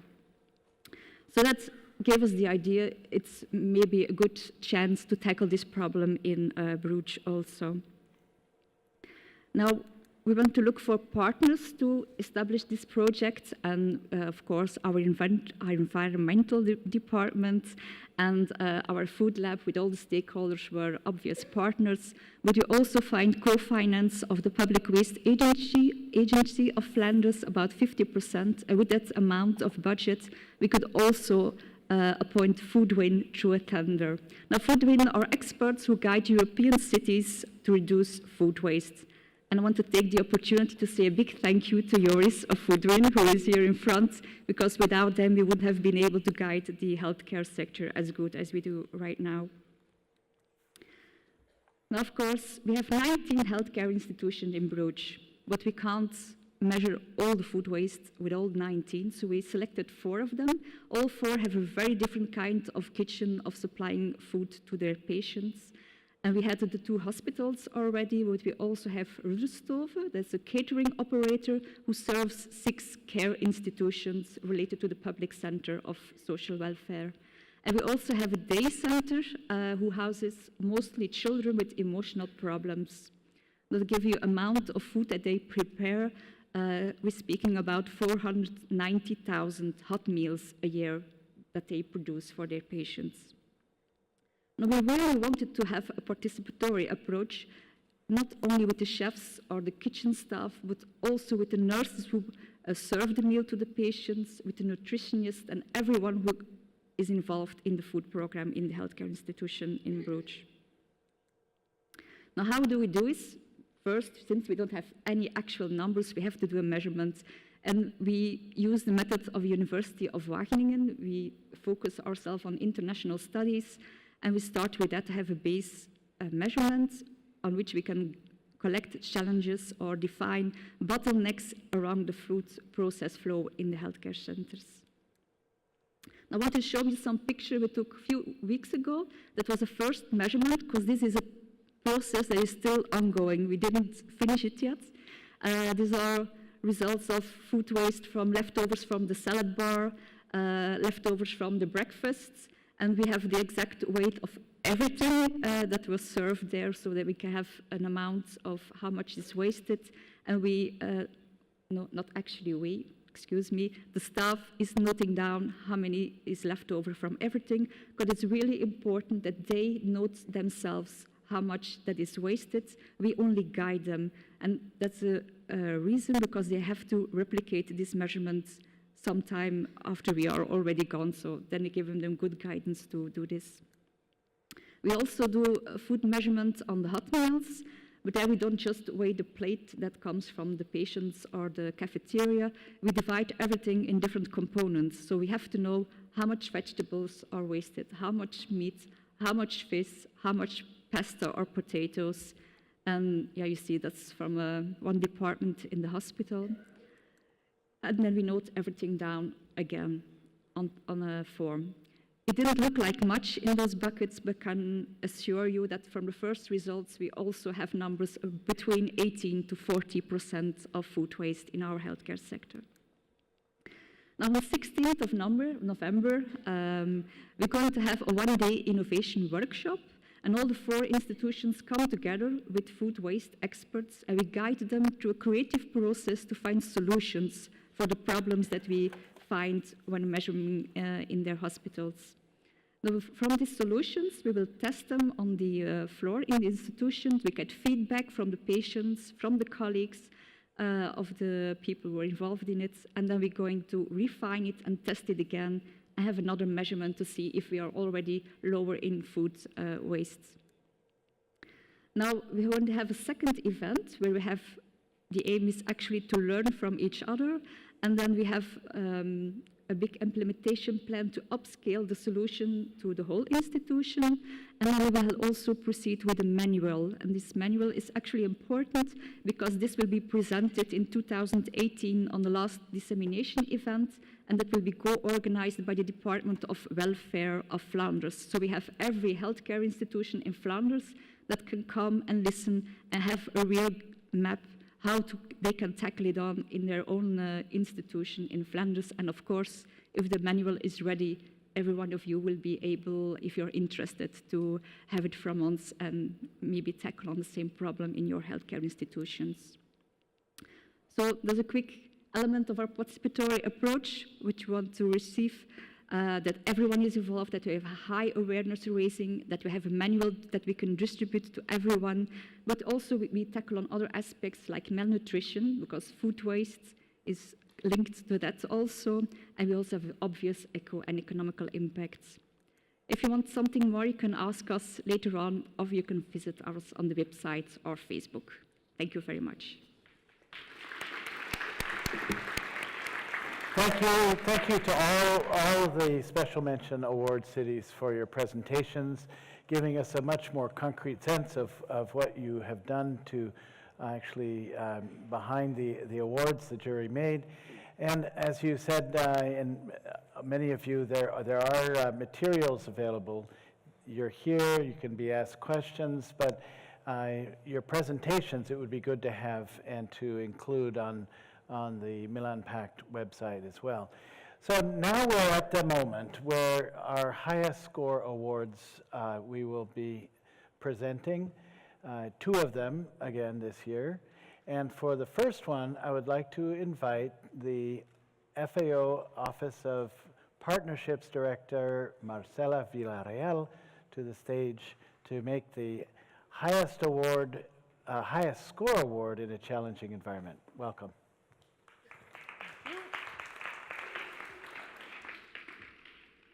Good afternoon to all. So, the city with the highest score for a challenging environment is in a country that has been struggling with problems of very, very high food insecurity for its population. This city is the country's capital city, and it has been seeing both an increase in malnutrition and hunger, and also an increase in extreme poverty.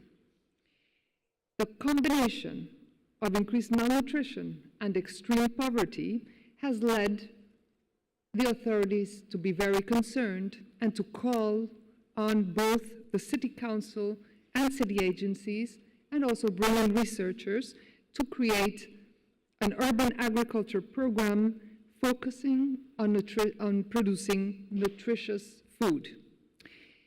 The program's objectives are, first, to promote micro-vegetable gardens in the city's low-income neighborhoods for the food and nutrition security of the population. And in second place, for creating income-generating activities by setting sales channels for fresh vegetables produced locally.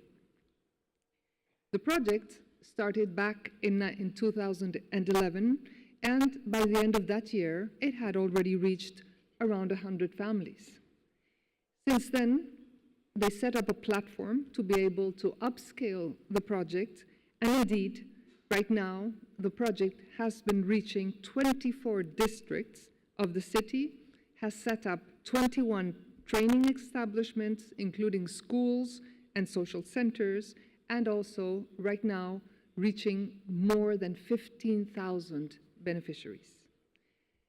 So, now we come to the exciting moment. The city with the highest score within the challenging environment is Antananarivo, Madagascar, for their program called Urban Agriculture Program. Congratulations.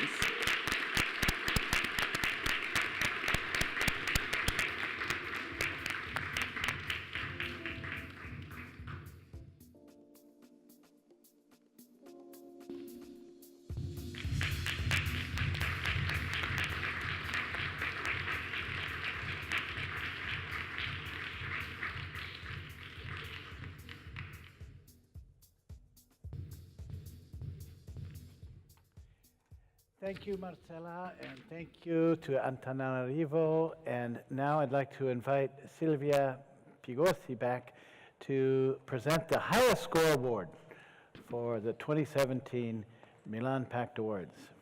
Thank you. So the city that will receive the highest score award made a submission that integrates food handler training and certification, food literacy, and employment support by applying a learner-centered adult education approach to food and employment skills development. The initiative, called Community Food Works, is delivered in partnership with community agencies and other city agencies. It supports low-income residents who are job-ready to access employment in the food sector while improving basic food and nutrition skills, providing training at no cost. The initiative highlights ways in which integrating food literacy with food safety and employment as a determinant of health can break down isolation, promote health, and generate jobs and income. Community Food Works also enables access to training and support for low-income residents who want to start their own businesses to earn supplementary income. Finally, this initiative empowers residents and acts as a catalyst in food-related business incubation and entrepreneurial opportunities. So the highest score award goes to the program Community Food Works, submitted by the City of Toronto, Canada.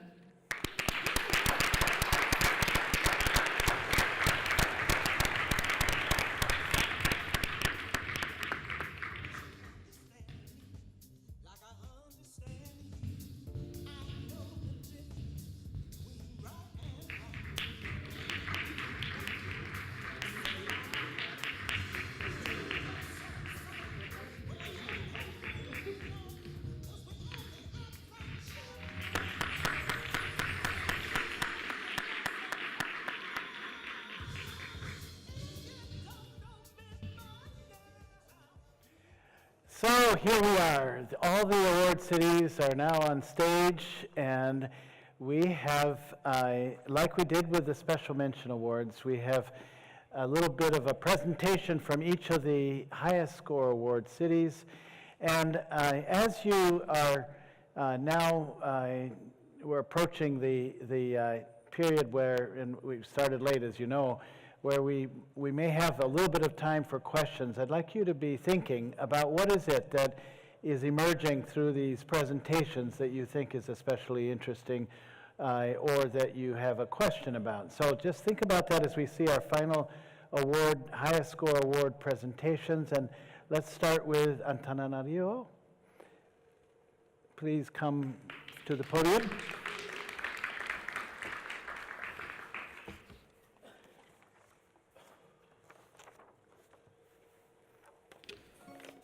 Good afternoon, everybody.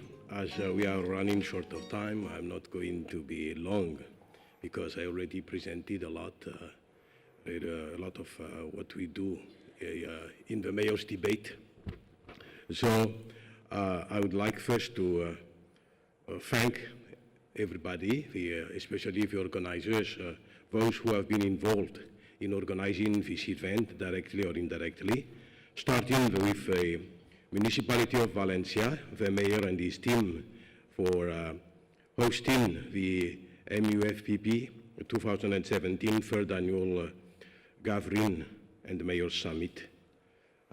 Thanks also to the Mayor of Milan and the MUFPP Secretariat in Milano. Thanks to FIO and RUAF Foundation and ICLAI. Thanks to also to the Foundation Cariplo in Milano for supporting the Milan Award. And my thanks and my thoughts also go to the platform of stakeholders in my country. And I would like to give a special mention to Mrs. Carmen Zuleta, who is here representing the IMV dedicated team representing one of our partners, the Région Île-de-France. Okay. On behalf of the Mayor of Antananarivo, who cannot be here because of special commitments at home, I would like to express our sincere thanks for being chosen to receive this award. I would also like to congratulate the other winners. Yeah. And access to sustainable quality food is a fundamental right for every individual. So it is our duty and responsibility as policymakers and decision makers to jointly define a territorial food policy and to implement a concerted action plan with all stakeholders to facilitate such access. So in this regard, last but not least, I would like to thank all the participants here for sharing your ideas, experience, and good practices, and I hope that our work continues to make a difference to the many people facing the challenges associated with hunger and malnutrition around the world. As I said a few minutes ago, I already shared our practices, so instead of being repetitive, I invite you to watch a video. Thank you for your attention. Thank you. Yeah, thank you. Now, you can run the video. You run the video? Okay. Yeah.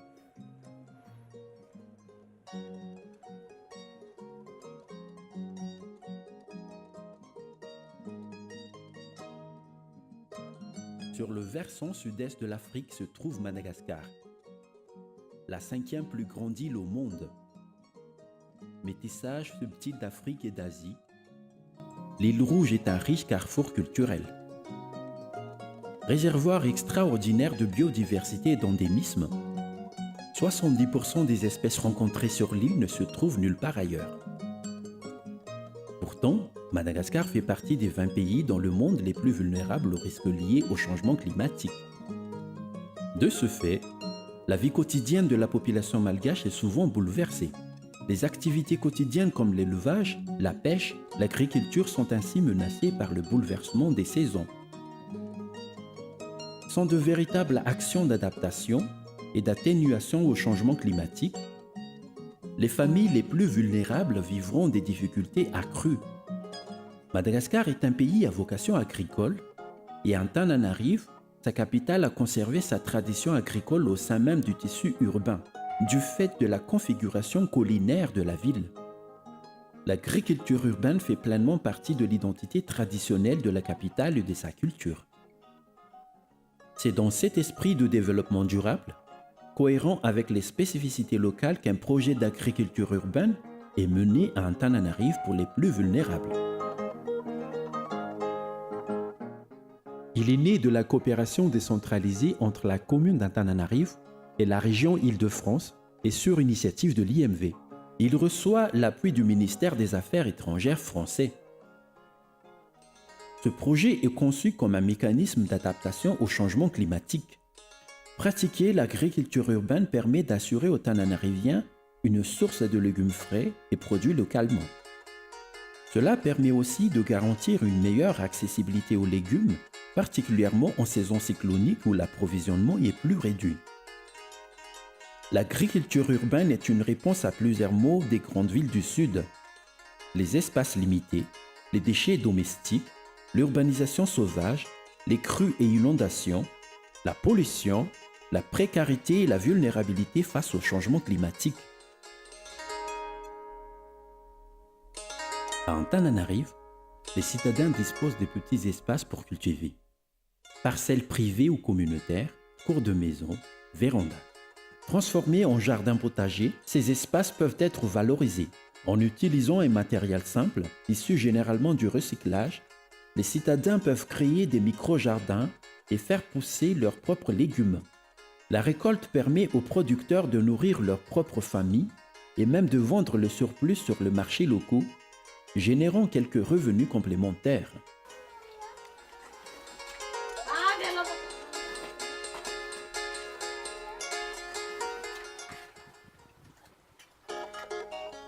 Les intrants de l'agriculture proviennent du compostage des déchets domestiques. Chaque famille peut ainsi fabriquer son propre compost et travailler son terreau. Ainsi, contrairement aux formes d'agriculture qui nécessitent de vastes terrains et de lourds investissements, l'agriculture urbaine est économe et sobre. Mieux encore, la transformation des déchets domestiques ordinaires en compost réduit sensiblement la production de déchets à collecter en ville. 800 tonnes par jour pour Antananarive.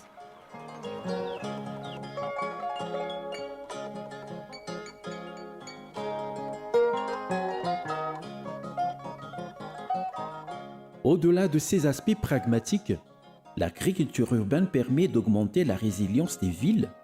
Elle a permis à chaque famille de s'impliquer directement et d'être à son échelle acteur des changements et actif dans la lutte contre les changements climatiques.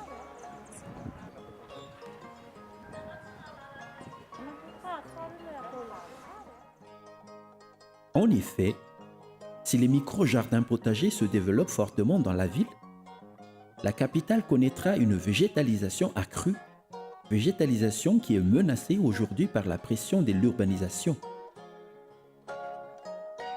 Cette végétalisation permet d'atténuer les îlots de chaleur de la ville, de séquestrer le carbone et donc d'avoir un impact sur le réchauffement climatique.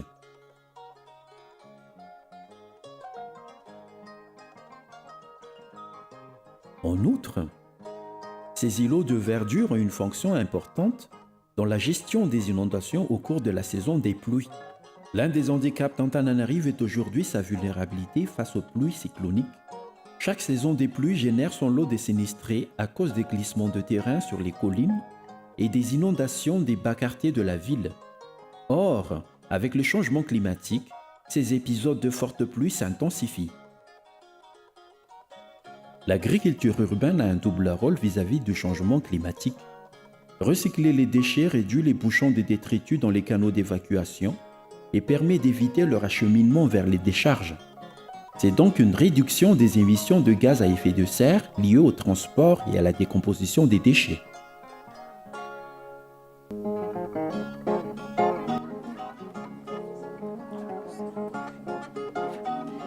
Au final, le programme d'agriculture urbaine à Antananarive permet un nouveau mode de vie et de consommation dans la ville. Elle sécurise les plus vulnérables à travers une récolte régulière destinée à la consommation familiale et à la vente. À titre d'exemple, un micro-jardin hors sol d'1 mètre carré produit environ 16 kg de légumes en 2 mois, soit une économie ou une vente de 10 € pour la famille concernée.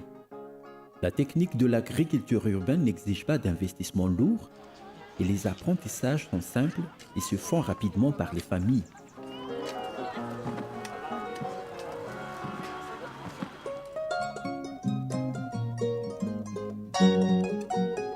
L'agriculture urbaine peut désormais changer la vie des milliers de Tananariviens, au-delà des nécessités de la survie quotidienne. Renforcer l'identité originale de cette capitale dans sa tradition agricole est une contribution cruciale dans la lutte contre les changements climatiques, tout en créant des conditions environnementales saines et respectueuses de la nature et des hommes.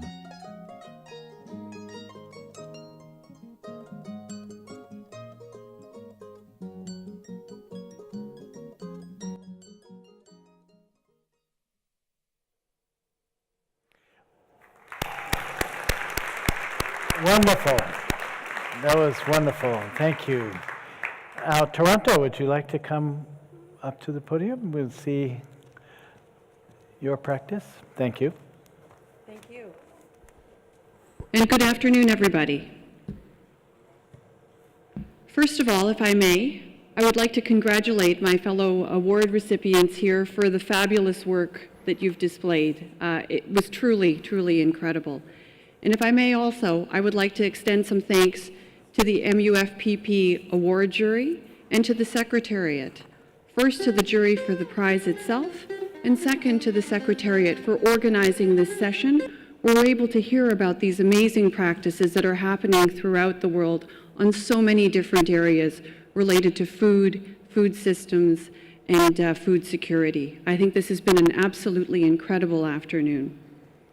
So first of all, my name is Eileen Davila, and I'm the Medical Officer of Health for the City of Toronto.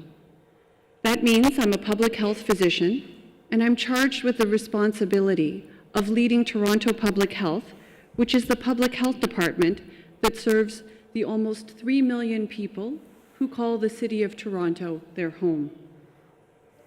Now, public health itself is not a clinical area of medicine.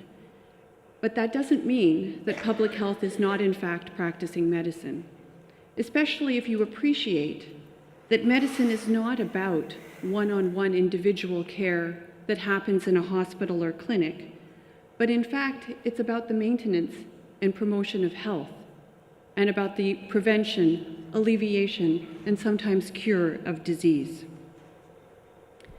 Hippocrates, who has often been called the father of modern medicine, is believed to have said, "Let food be your medicine, and your medicine be your food." In my opinion, these are the words of a true public health physician. And that's why I'm quite certain that if Hippocrates were here today, he would agree and would really appreciated that the Toronto program I'm going to describe to you today, Community Food Works for Newcomer Settlement, is the best, in its best sense, truly public health and truly medicine for the people. Through this program, which Toronto Public Health runs in collaboration with a number of partner agencies in the community, new immigrants and refugees to Canada are provided food handler training and certification free of charge. It's a 6-week program, and through this 6-week program, the participants are able to learn food handling skills, which in turn helps them gain access to employment in the food and restaurant sector in our city. The program also allows participants the opportunity to improve basic food and nutrition skills in a social and friendly environment that allows people to celebrate their native culture and food traditions as they learn to adapt to the Canadian environment and its culture to create new traditions. In this way, the program uses food as a vehicle for facilitating immigrant and refugee settlement and integration into their new community, and ultimately for promoting health.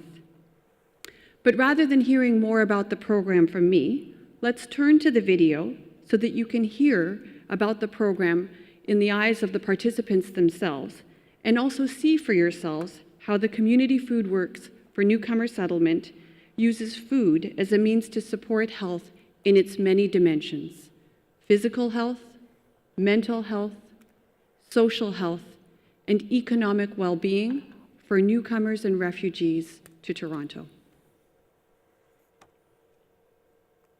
So over to the video.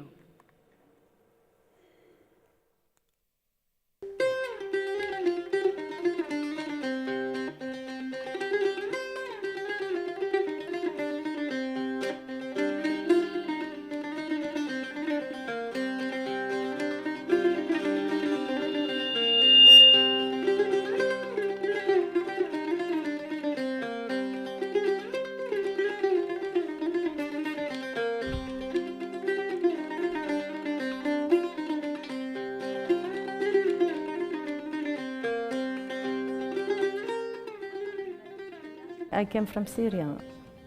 Back home, I'm a pharmacist. And now I work with community food works as peer animator, facilitator. I found this program very useful. I learned a lot of things. How can I deal with the food? To store the food in the fridge, how to use everything in the kitchen.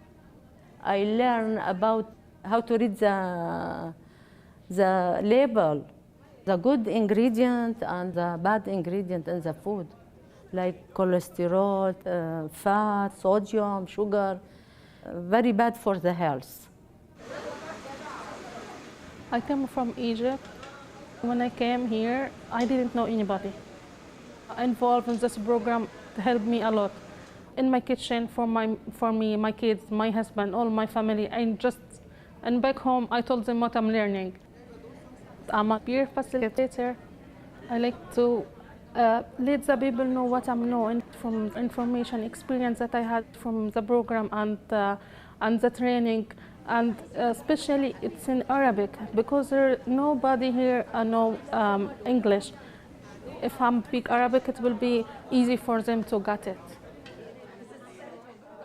أنا سوري ساكن بحلب. نعم، نحن كان بسوريا يعني أنا قليل أفرم أو أشوي، هي المدام كانت تعمل هالشيء. ايوه، تعلمت من البرنامج مسك السكين، الفرم الخضار، وكيف مندير على صحتنا بالنظافة.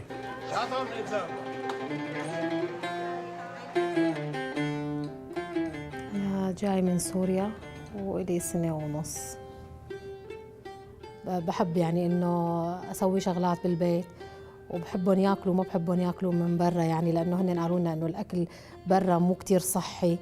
يعني أنا بحاول إنه ما ياكلوا أكل برا، بحب إنه أنا أطبخ لهم، وأكتر شيء بحبهم ياكلوا خضرة كمان، خضرة وفواكه. In our country, we eat everything in natural, and we make it by our hand. But here it's different, everything in can. It's very healthy for us to keep our traditional food. But we can also use the new food for us, but in our way. We can add something from us, from our culture. We make it very good for us. Yeah. أنا من سوريا، إجيت بأيار 8 أيار 2017. لأنه نحن جديدة بكندا، أنا جديدة بكندا، فنحن بحاجة لحتى أنه نندمج بالمجتمع الكندي ونتعرف على ثقافة الطعام الكندي يعني، فنحن بحاجة من الكورس ليفتح لي بواب شغل أو نتعرف على ثقافة الطعام بكندا. I came from Syria and I have been in Canada like almost 2 years. When I came here, I decided I will be like accountant or I will make cakes. For me, I attend that program. I have the food handler certification, and then I take like a cake decoration course. Having a good job, like make your life easy. So when I found job, like I feel in peace, like I have my job, I have my money, I can take care of my children. My future dream is to have my own business because I have that food handler certificate, so I have power to do that. That's why I want to do that in the future. We need job to survive. Like that, without job, without work, we cannot belong to this country. You know, a lot of women, they found a job from this program. They work at school, they work also at restaurant. They got a lot of job from this program.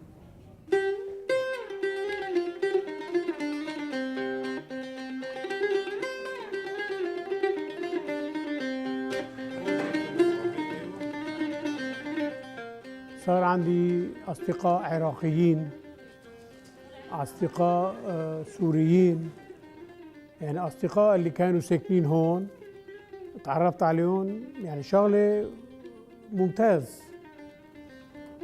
إنه يعني نحن اجتمعنا، هو أحلى شيء لما حسيتهم مثل إخواتي. يعني أنا صحيح إنه إخواتي بسوريا، بس إجيت لهون لقيت أهل وإخوات كمان. أنا بحبهم يعني مثل إخواتي. Before this program, I was alone. Now I know a lot of people from our country, Canadian people. I know a lot of things about the culture in this country. I want the program to be forever.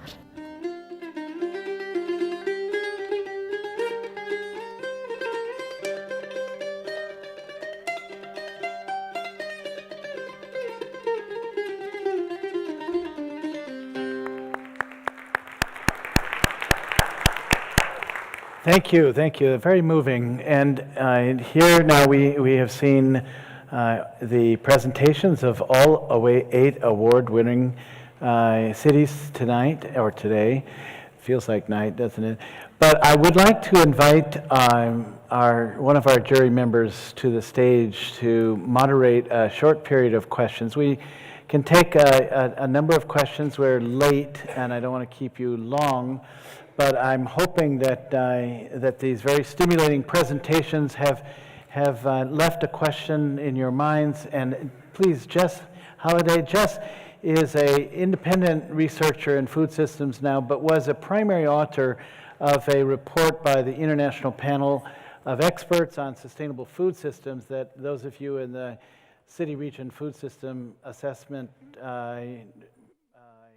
presentation yesterday morning may have heard reference from Corina Hawks to this study. Very, very valuable study, and I welcome you as also a member of the jury to help us moderate a brief exchange of questions to the cities, or perhaps among the cities and those who were award winners last year. It's really up to you how we spend the next few minutes back and forth. So please go ahead.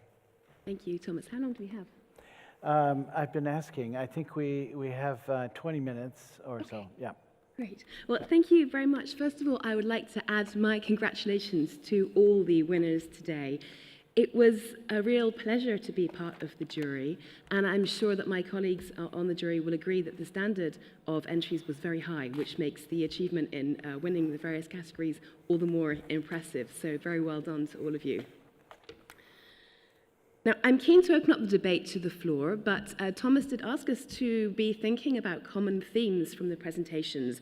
And in the interest of, I hope, fueling debate, I'd like to mention a few things that I noticed from the presentations. The first is the involvement in an active way and the empowerment of social groups who will be most affected by policies and programs, when they're often not the groups who have a great deal of social capital and who don't necessarily step up and demand to be involved. We saw this in Dakar, in Austin, in Toronto, in Antananarivo, refugees, long-term unemployed people, disabled people. The second is the need for food system resilience in the face of emergencies related to climate change, natural disasters, political upheaval. Unfortunately, we're living in very turbulent times, and this is something which really came out in Antananarivo and also in last year's award winner presentations in both Baltimore and Mexico City. And the third theme I identified is institutionalization or embedding the policy or practice into the city. Now, the projects we've heard about today are at different stages. Some are very well established and quite embedded, such as Dakar microgardens have been, I believe, in existence for quite a long time. And in Copenhagen, our representative said earlier that, in fact, we don't even talk about organic anymore, we just do it. And that, I think, is one of the objectives, really, to get to the stage where it just becomes, for want of a better expression, a no-brainer. This is how we do it, this is what we do. So, without further ado, are there any questions from the floor? Okay, we have one over there. Thank you. Hello, hi. I would like to know for the micro gardens, how did you actually choose your beneficiaries? And is there an impact after a certain amount of time that this program has been going on that you can already feel? Is there an education or somebody looking after the people that have been the beneficiaries to make sure they really, the program is still ongoing and has a long-term impact? So maybe Dakar could answer this for me. Thank you. Okay, go ahead. Do you have a reply?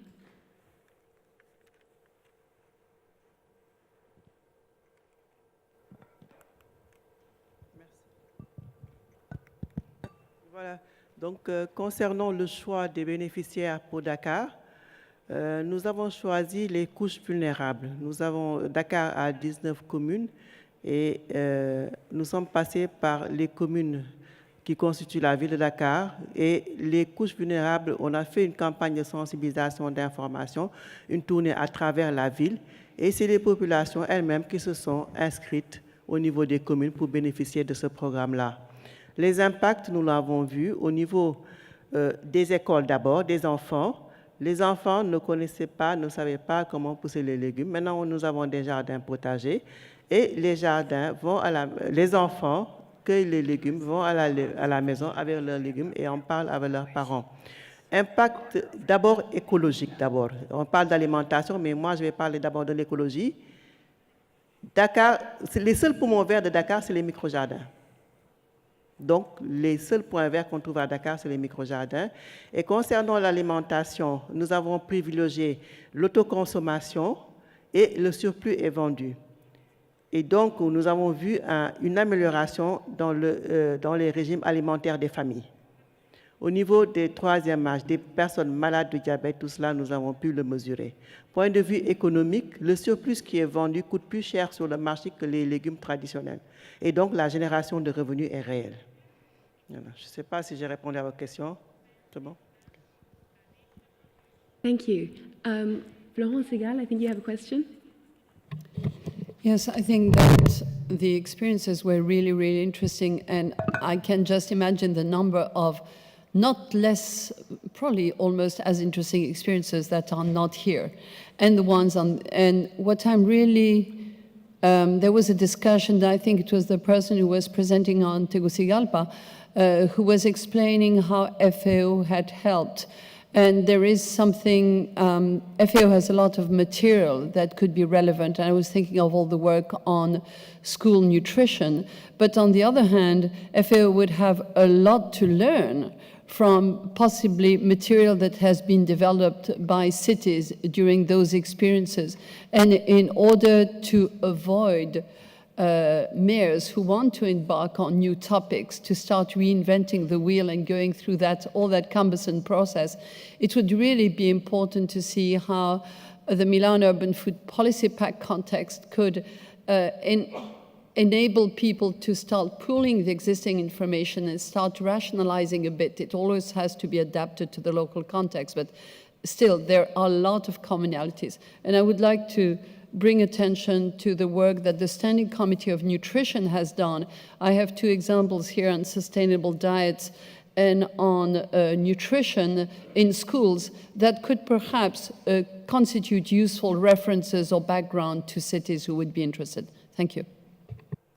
Thank you, Florence. Let's take a second question before we go back to the panel for comments. Arthur, I think you have something. Yes, thank you. Also reflecting Florence's contribution, I would like to ask any of the awardees if, given that so many of the cases reflect the capacities of cities to adapt to crises of different scales and timeframes, and be they in coping with slow-moving and very painful challenges of dislocation and migration, stemming from conflict or drought, or the urgent and emergency responses to earthquakes or cyclones, whether that focus of the local food system, the context that it creates for disaster risk reduction and building resistance to enhancing adaptive and absorptive capacities that urban areas peculiarly have, whether awardees have contributed any of these experiences into the national or international conversations about managing humanitarian crises, or refugee relief and migration issues, or disaster risk reduction strategies. I think there's an enormous contribution that this layer of experience can contribute to those global conversations. Thank you, Arthur. So do any of our cities have any comments on those two contributions?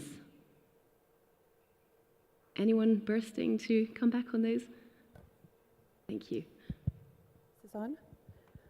Well, I think that's a very wise comment that you made, and I think we did hear a little bit about that this morning. There was a question around the elephants in the room and what we can do as cities, and I think that that's another, what you're speaking of is exactly the same issue, that what really happens, on the front line, and the real issues come to bear in the cities, and it's the way in which cities respond and the flexibility that we have, because we have to be able to respond to those circumstances, that I think can do a great deal towards informing, state or provincial policy, federal policy, and ultimately, global solutions to the many challenges that we face. I think you're quite right in your comment.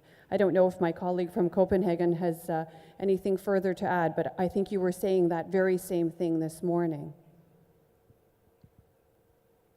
Great, thank you. Do we have another response? Yeah. Yeah, because you mentioned cyclones, that's why I would like to say something.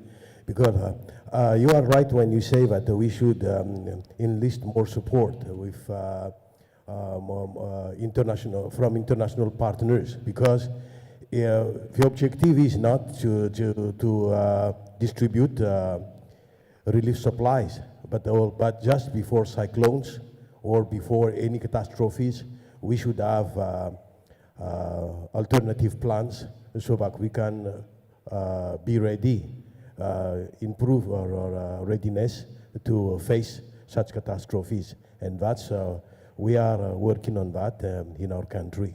For example, we already have an emergency plan to evacuate people, but we think that's not enough. That's why we would like to preserve, for example, agricultural lands. I mentioned that in the morning, that not in the flooded areas, in the areas that may be prone to floods, but in other areas, so that we are sure that we have food supplies that can be sent to those areas that are affected. But once again, we cannot do that alone. We have to involve a lot of stakeholders. Thank you very much. I think we have a question from Athens, and then we'll take another one after that before going back for comments.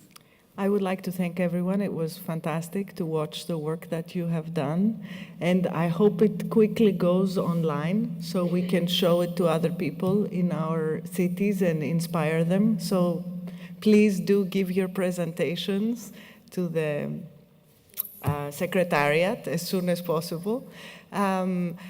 I think Stuart's point was great, because I think it's very important to figure out how to incorporate lessons learned here on the level of cities, as you said, to higher levels of governance, and especially in international crisis preparedness plans.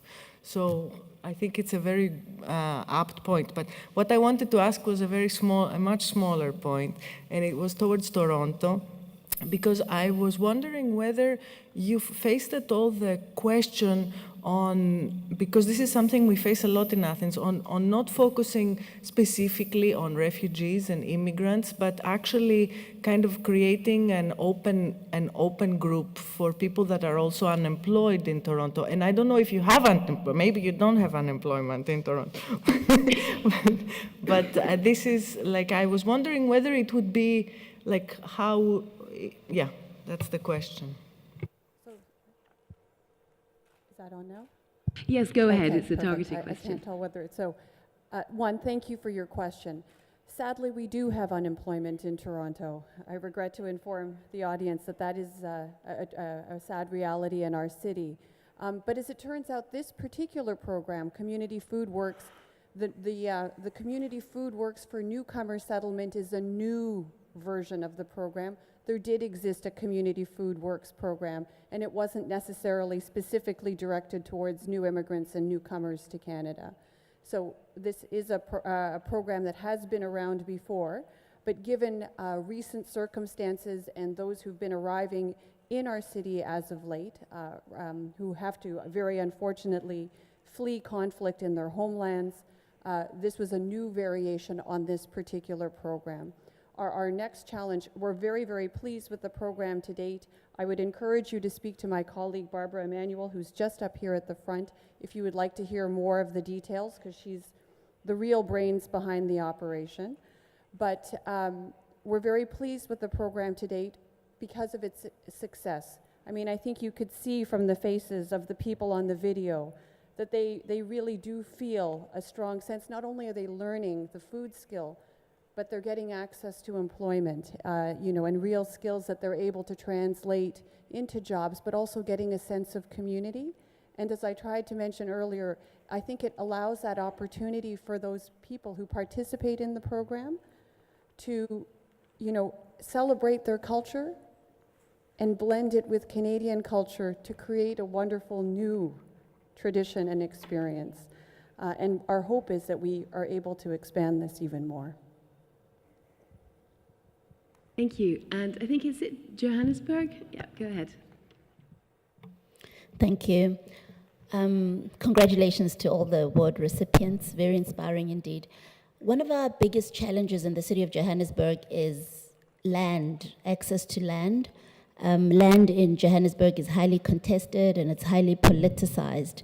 And I'm just interested to know from one of the cities how you deal with land allocation, particularly where you have rapidly growing populations against limited land available for agricultural development. And if you could think about it more along the lines of medium to long-term planning, where you want to develop farmers, but at the same time you're cognizant of immigration, rapid immigration that might be unsustainable and a rapidly growing population. Thank you. Thank you. And let's take a second question from just behind. I'm afraid my eyesight's going slightly. Is it Modena? I'm not sure. Yes, thank you.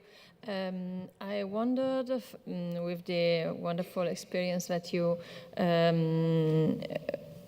described, in particular this about Toronto, if the food that you chosen as a healthy method, as a medicine, as you said, was agreed with these refugees. So you gathered the refugees and suggested the fact that the food could be a good idea to become a part of your city, or do they suggested you?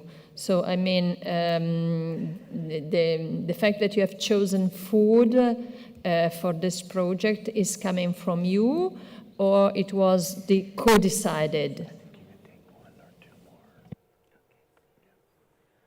Okay, so do we have any responses to those two questions on the land use question and the question also directed at Toronto again?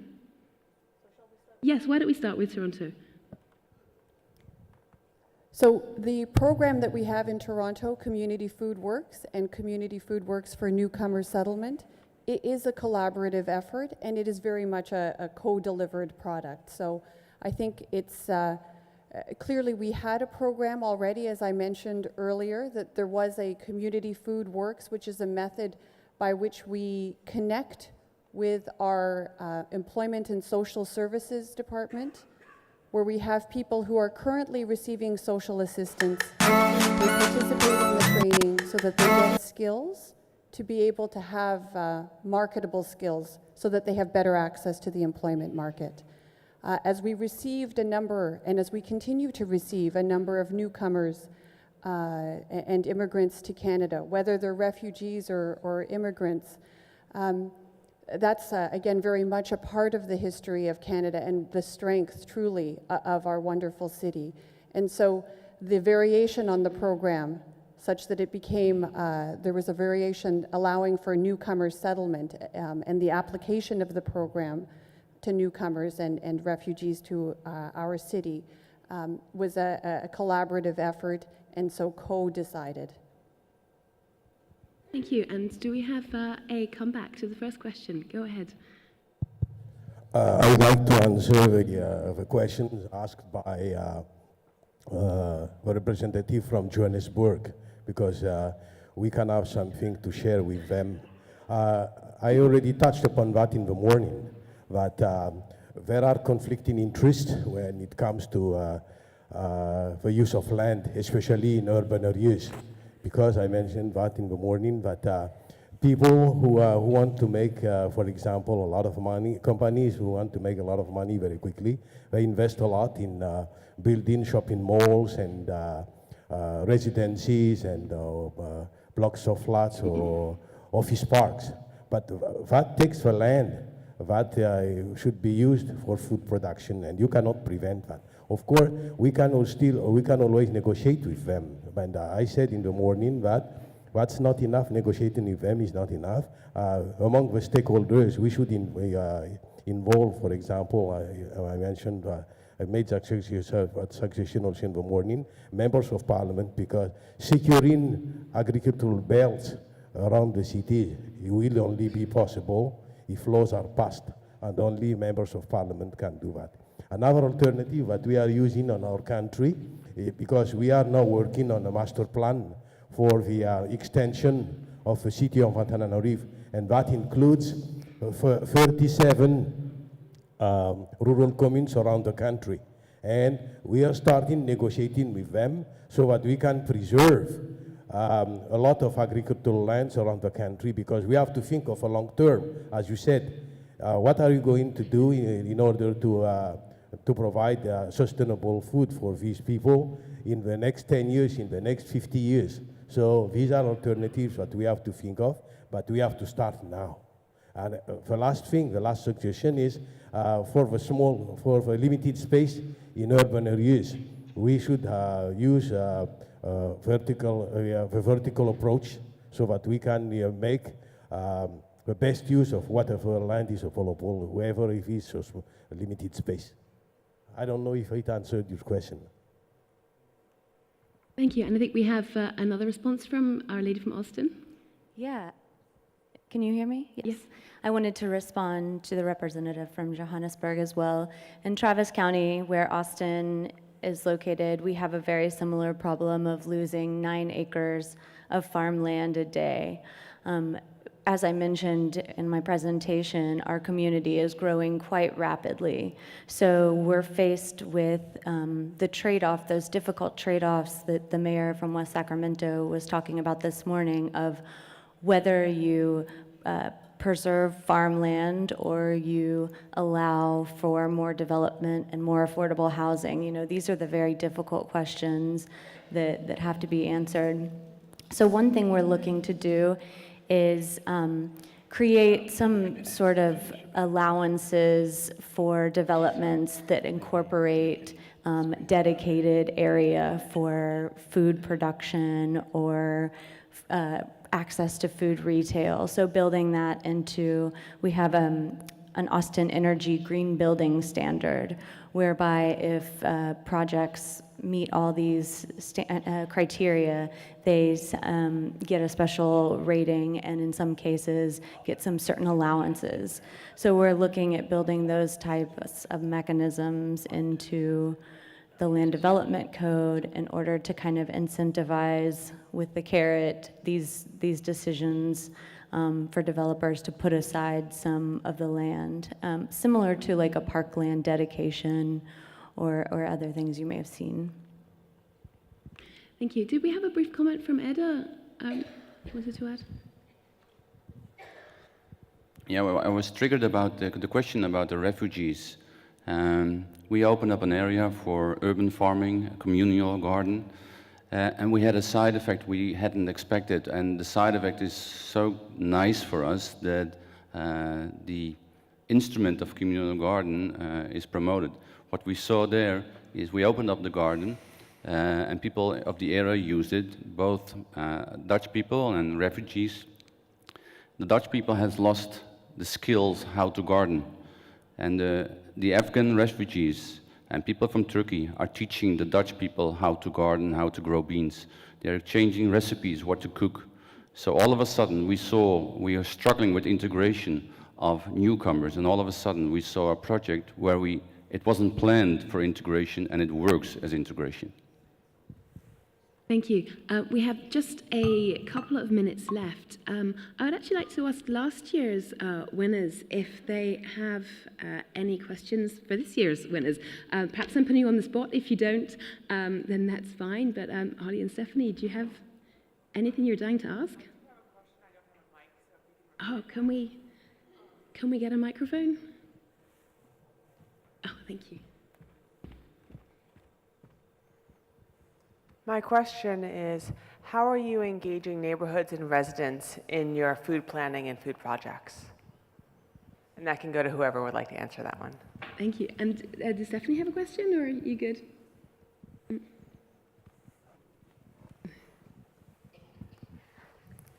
They're all wonderful practices, and it's very enlightening to hear from you.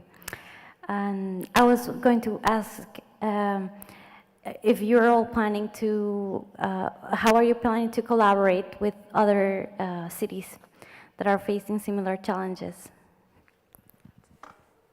Great, thank you both. So collaboration with other cities and involvement of neighborhoods. Who has a response to that? Yeah, go ahead.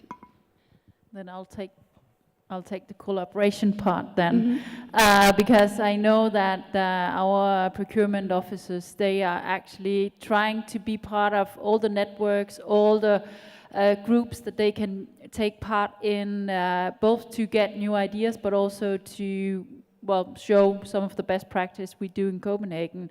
And I think that should be an invitation to all to try to get contacts and meet everywhere with everyone that can. I'm just sitting here an hour. I've got so many new ideas I want to bring back, take back to Copenhagen.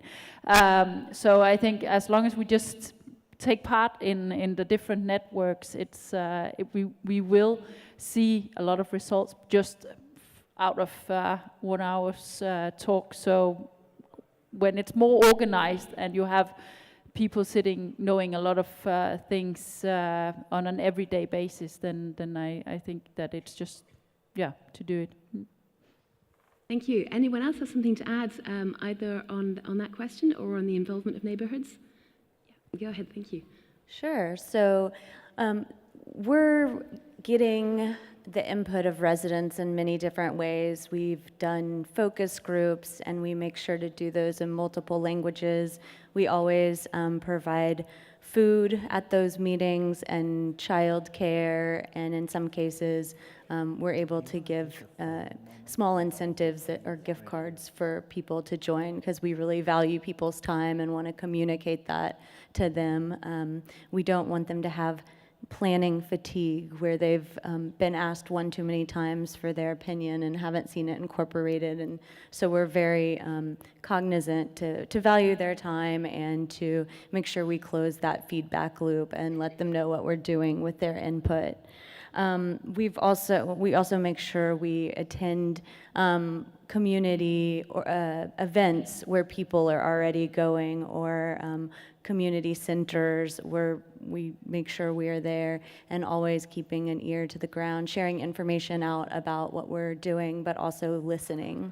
One other interesting thing we just piloted this last year was using a community health worker, a promotora. It's a model that's very popular in Mexico and some parts of Central and South America, where they kind of act as a liaison between the resident and the healthcare provider. But in our case, we're using it as this community health worker. We've put them in one of the family resource centers at one of the local schools, and they're helping connect residents to food resources. So making sure they know how to sign up for food assistance, make sure that they know where food pantries are if needed, and it's been a very interesting model that we're considering expanding. I'm also very curious to learn about more about Baltimore's resident equity advisors, because that sounds like an interesting model. As far as collaboration, the City of Austin has recently convened with some of the other largest Texas cities. We are meeting with San Antonio, Houston, and Dallas on a quarterly basis to do information sharing, and with hopes that we can really build out our tools and collaborate and hopefully learn from each other and improve our processes. Great, thank you. Unfortunately, we have to leave it there, and I know that there are still some questions from the floor, so I would like to encourage you to find our winners afterwards, and I'm sure they'd be delighted to engage in more conversation with you. Thank you very much. Thank you, Jess. I want to thank all of you and all of you who have stayed to participate in this ongoing conversation, which never ends. What at the moment we need to do, though, I would like to invite all of our 8 award recipients, perhaps with the help of our hostesses, to get their awards and just stand in the center for a quick photo of all 8 cities, if we could. And while that's happening, I'd like to invite Cecile, while you get the awards, let's see if we can bring them to you. Cecile, would you make a little trailer announcement for next year, please, for our 2018 award cycle? Yeah, so I am very pleased to announce that the cooperation with Fondazione Cariplo is going to continue, so we can expect a 3rd edition of the Milan Pact Awards, a 2018 edition. And I would like to encourage cities since now to participate to the next edition. We have some cities that are serial submitters, submitters. There are some other cities that never did it, so please do submit your practices and get in touch with us. Thank you very much.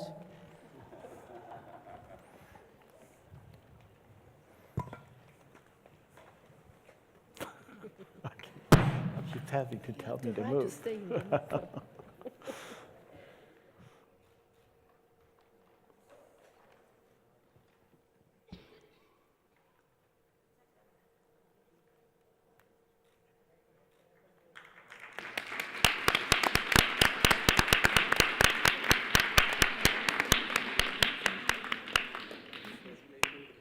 Thank you again, and don't go anywhere because there are a few additional items on the agenda, but I will give a few minutes to rearrange. And is there any other announcement that you have, or is that good? Yeah. Okay. Thank you so much. Announce the console. No, you have to announce the console now. She's going to.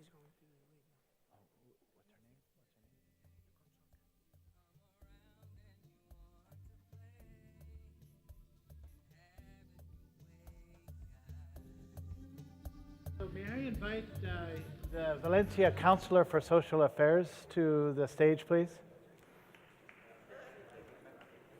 Do you want this? Yeah, perfecto. Perfecto. Perfecto. So there's a mic.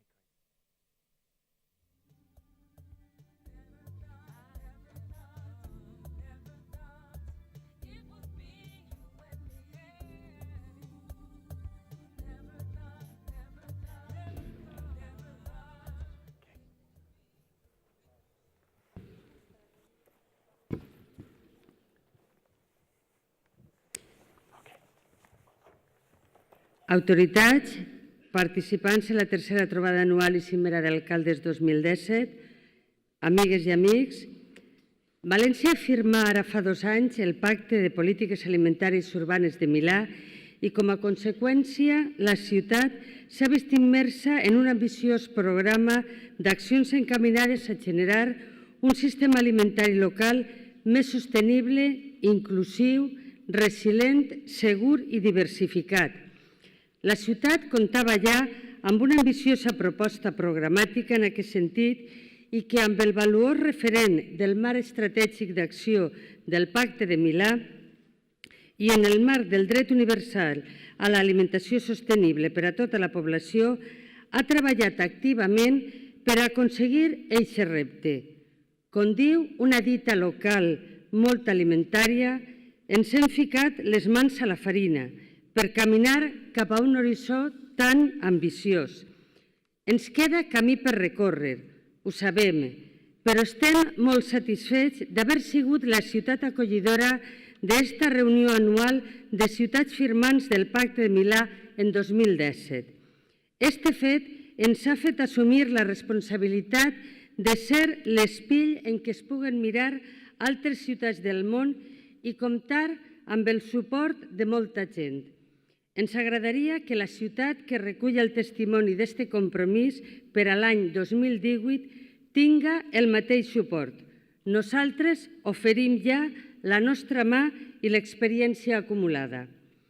Si algun consell podem donar a les ciutats que se sumen a la responsabilitat i l'oportunitat de participar en el que suposarà un canvi de model en el sistema alimentari local, és el de buscar aliances i encetar processos de transició. A València, des d'un primer moment, hem sigut conscients que si havíem assumit el deure d'acompanyar la transició cap a nous models agroalimentaris en tots els seus àmbits, productiu, logístic, comercial, cultural, el saber fet i l'experiència estava en mans de la societat civil, del sector privat i del món acadèmic i investigador. Ells mai han deixat d'experimentar, innovar i lluitar per avançar cap a nous models alimentaris més adequats, locals, saludables, justos i segurs per al conjunt de la societat. Consegüentment, amb això des del govern de la ciutat hem centrat els nostres esforços en generar aliances i dinàmiques col·laboratives que afavoriren una bona governança alimentària i en aquesta direcció hem posat en marxa un Consell Alimentari Municipal.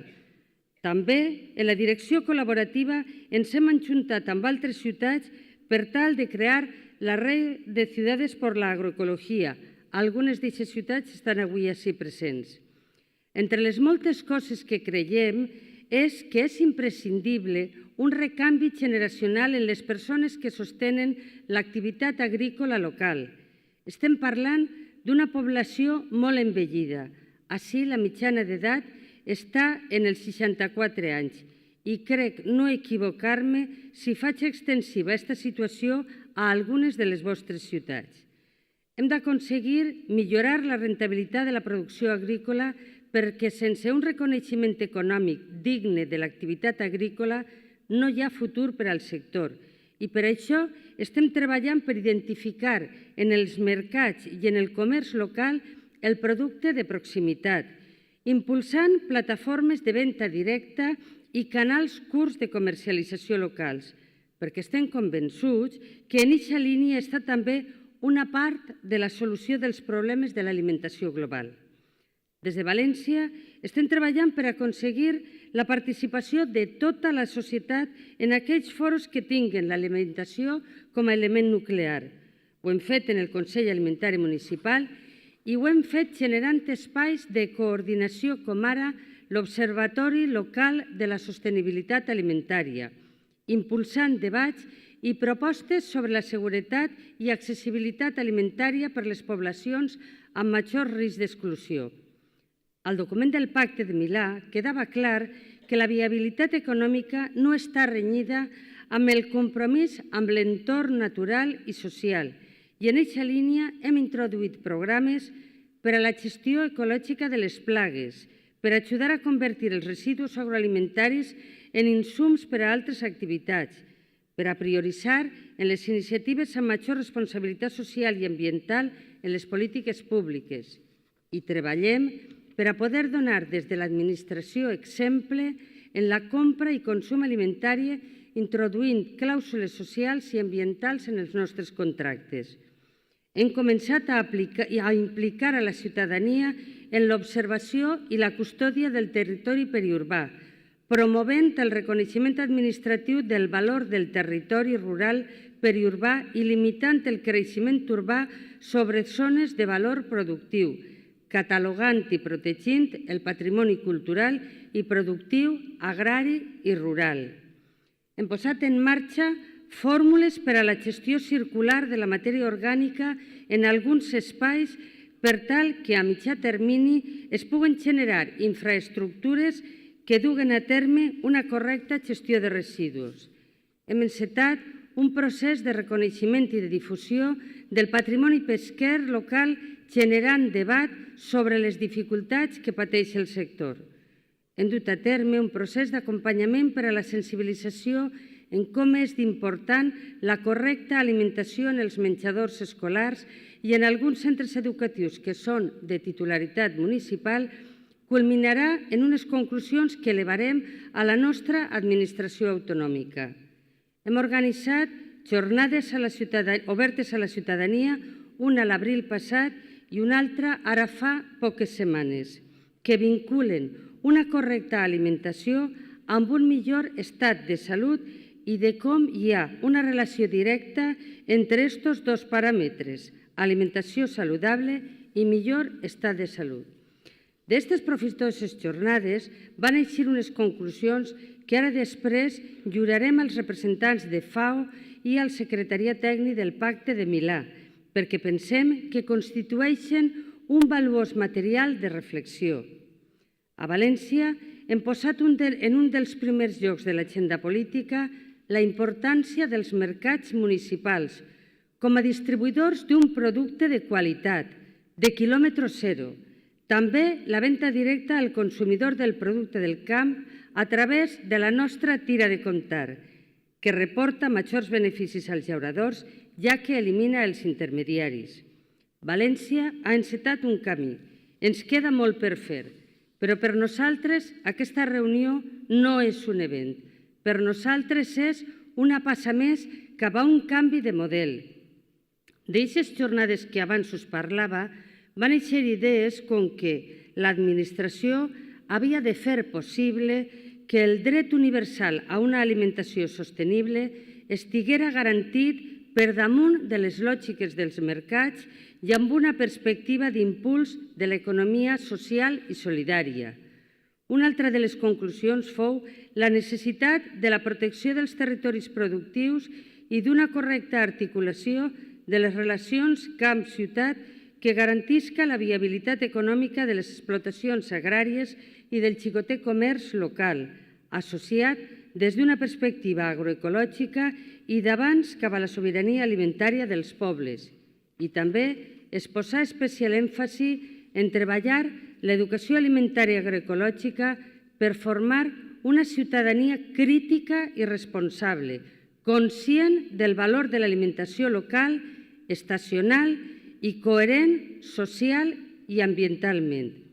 Aquesta és una mostra del que des de València hem treballat i hem reflexionat en clau local, però creguem que perfectament és portable a les vostres distintes i diverses realitats, Moltes gràcies per la vostra presència i per les vostres valuosíssimes aportacions a aquest encontre.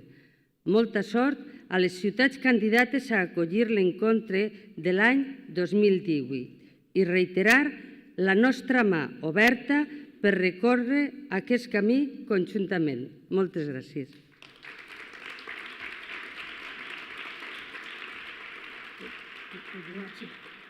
Cecile and Guido, please receive our suggestions for the cities. Thank you.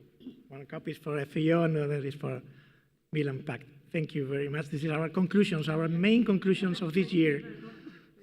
Thank you. Thank you. Muchas gracias.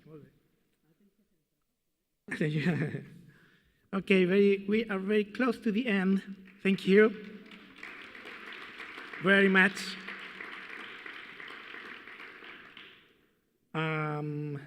First of all, at 7 o'clock, there will be buses in the door in order to bring us to the reception of our mayor in the city hall.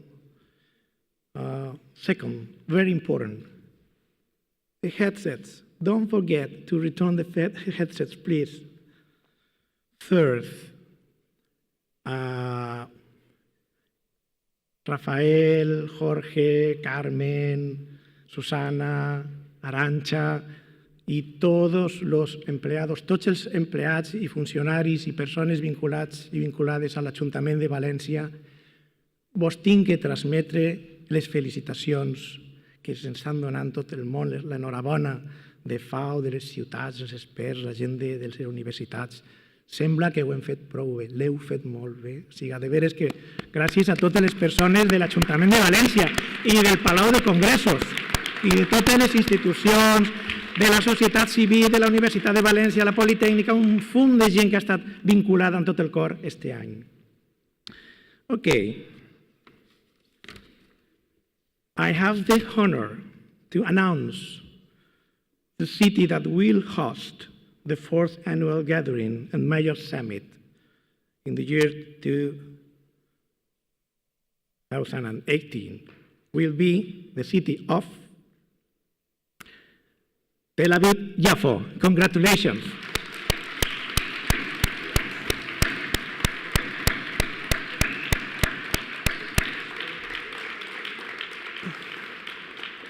Okay. You have some words? Are you coming to say something? Okay, no, okay. Are you reporting the? You will see something. Okay. This. Thank you very much. Congratulations. Congratulations. Congratulations. Well, thank you. Thank you so much on behalf of the city of Tel Aviv-Yafo for choosing us to host next year's gathering in Tel Aviv. Thank you for the steering committee for voting for us, and we are looking forward and excited to host next year's gathering. Thank you to the city of Valencia for a wonderful and fascinating gathering this year. And we will need your experience, advices, and tips during the next year.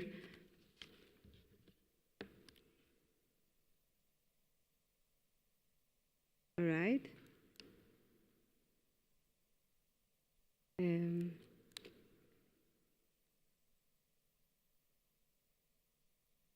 Can I get an assist with this?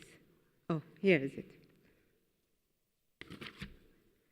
So in the last 2 days, we talked a lot about cities' responsibility to tackle the challenges that emerge from a rapid urbanization that happens around the globe.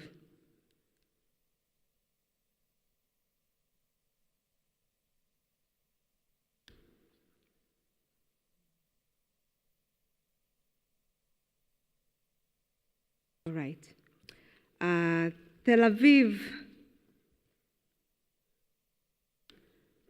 signed the Milan Urban Food Policy Pact 2 years ago, and that was actually the catalyst for us to formulate and implement an urban food policy.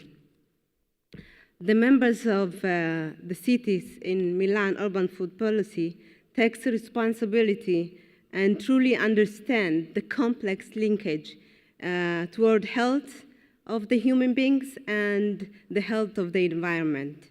In our urban food policy, we took responsibility to access to knowledge toward a healthy life and access for healthy and sustainable food for all citizens.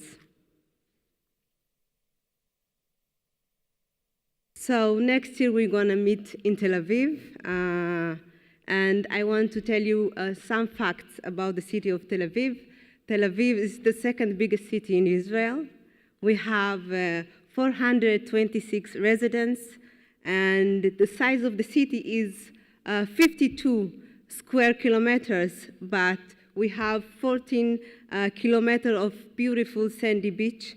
The population is very diverse. You can meet in Tel Aviv religious, seculars, Jews, Arabs, blacks, whites, refugees, and to my opinion, this is the strength of Tel Aviv.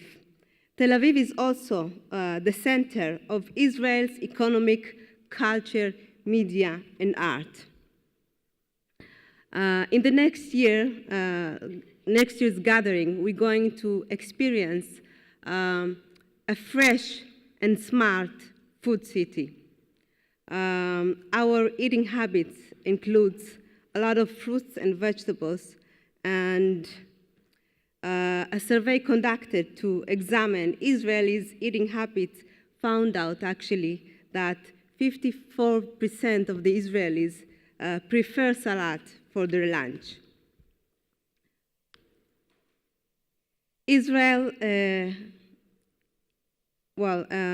we also have the highest population, vegan population, and it estimated that 5% of the population in Israel are vegan, and most of them live actually in Tel Aviv. Tel Aviv is also a smart and innovative city. It is the second most developed ecosystem in the world, and Tel Aviv is a true startup city. It is a home to a highest concentration of startups per capita in the world. The gathering next year will happen during the Innovation Week and the DLD Festival. So we're going to combine innovation, smart city, and fresh food. And now I want to invite you to watch a short video that represents the city of Tel Aviv.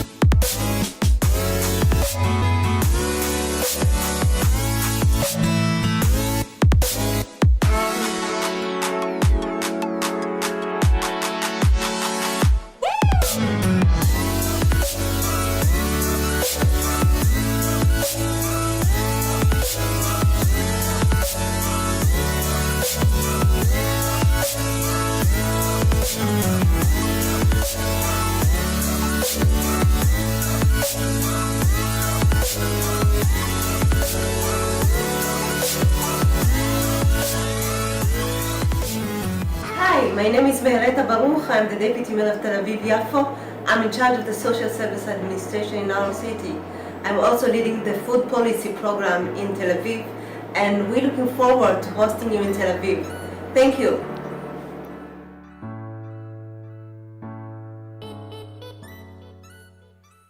Thank you. We brought some souvenir for you to take home and to remember next year's gathering in Tel Aviv-Yafo. Thank you.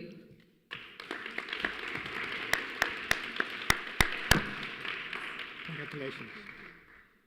And now, my friends, this is the end of these wonderful days of MUFPP. But tomorrow, as you know, we have some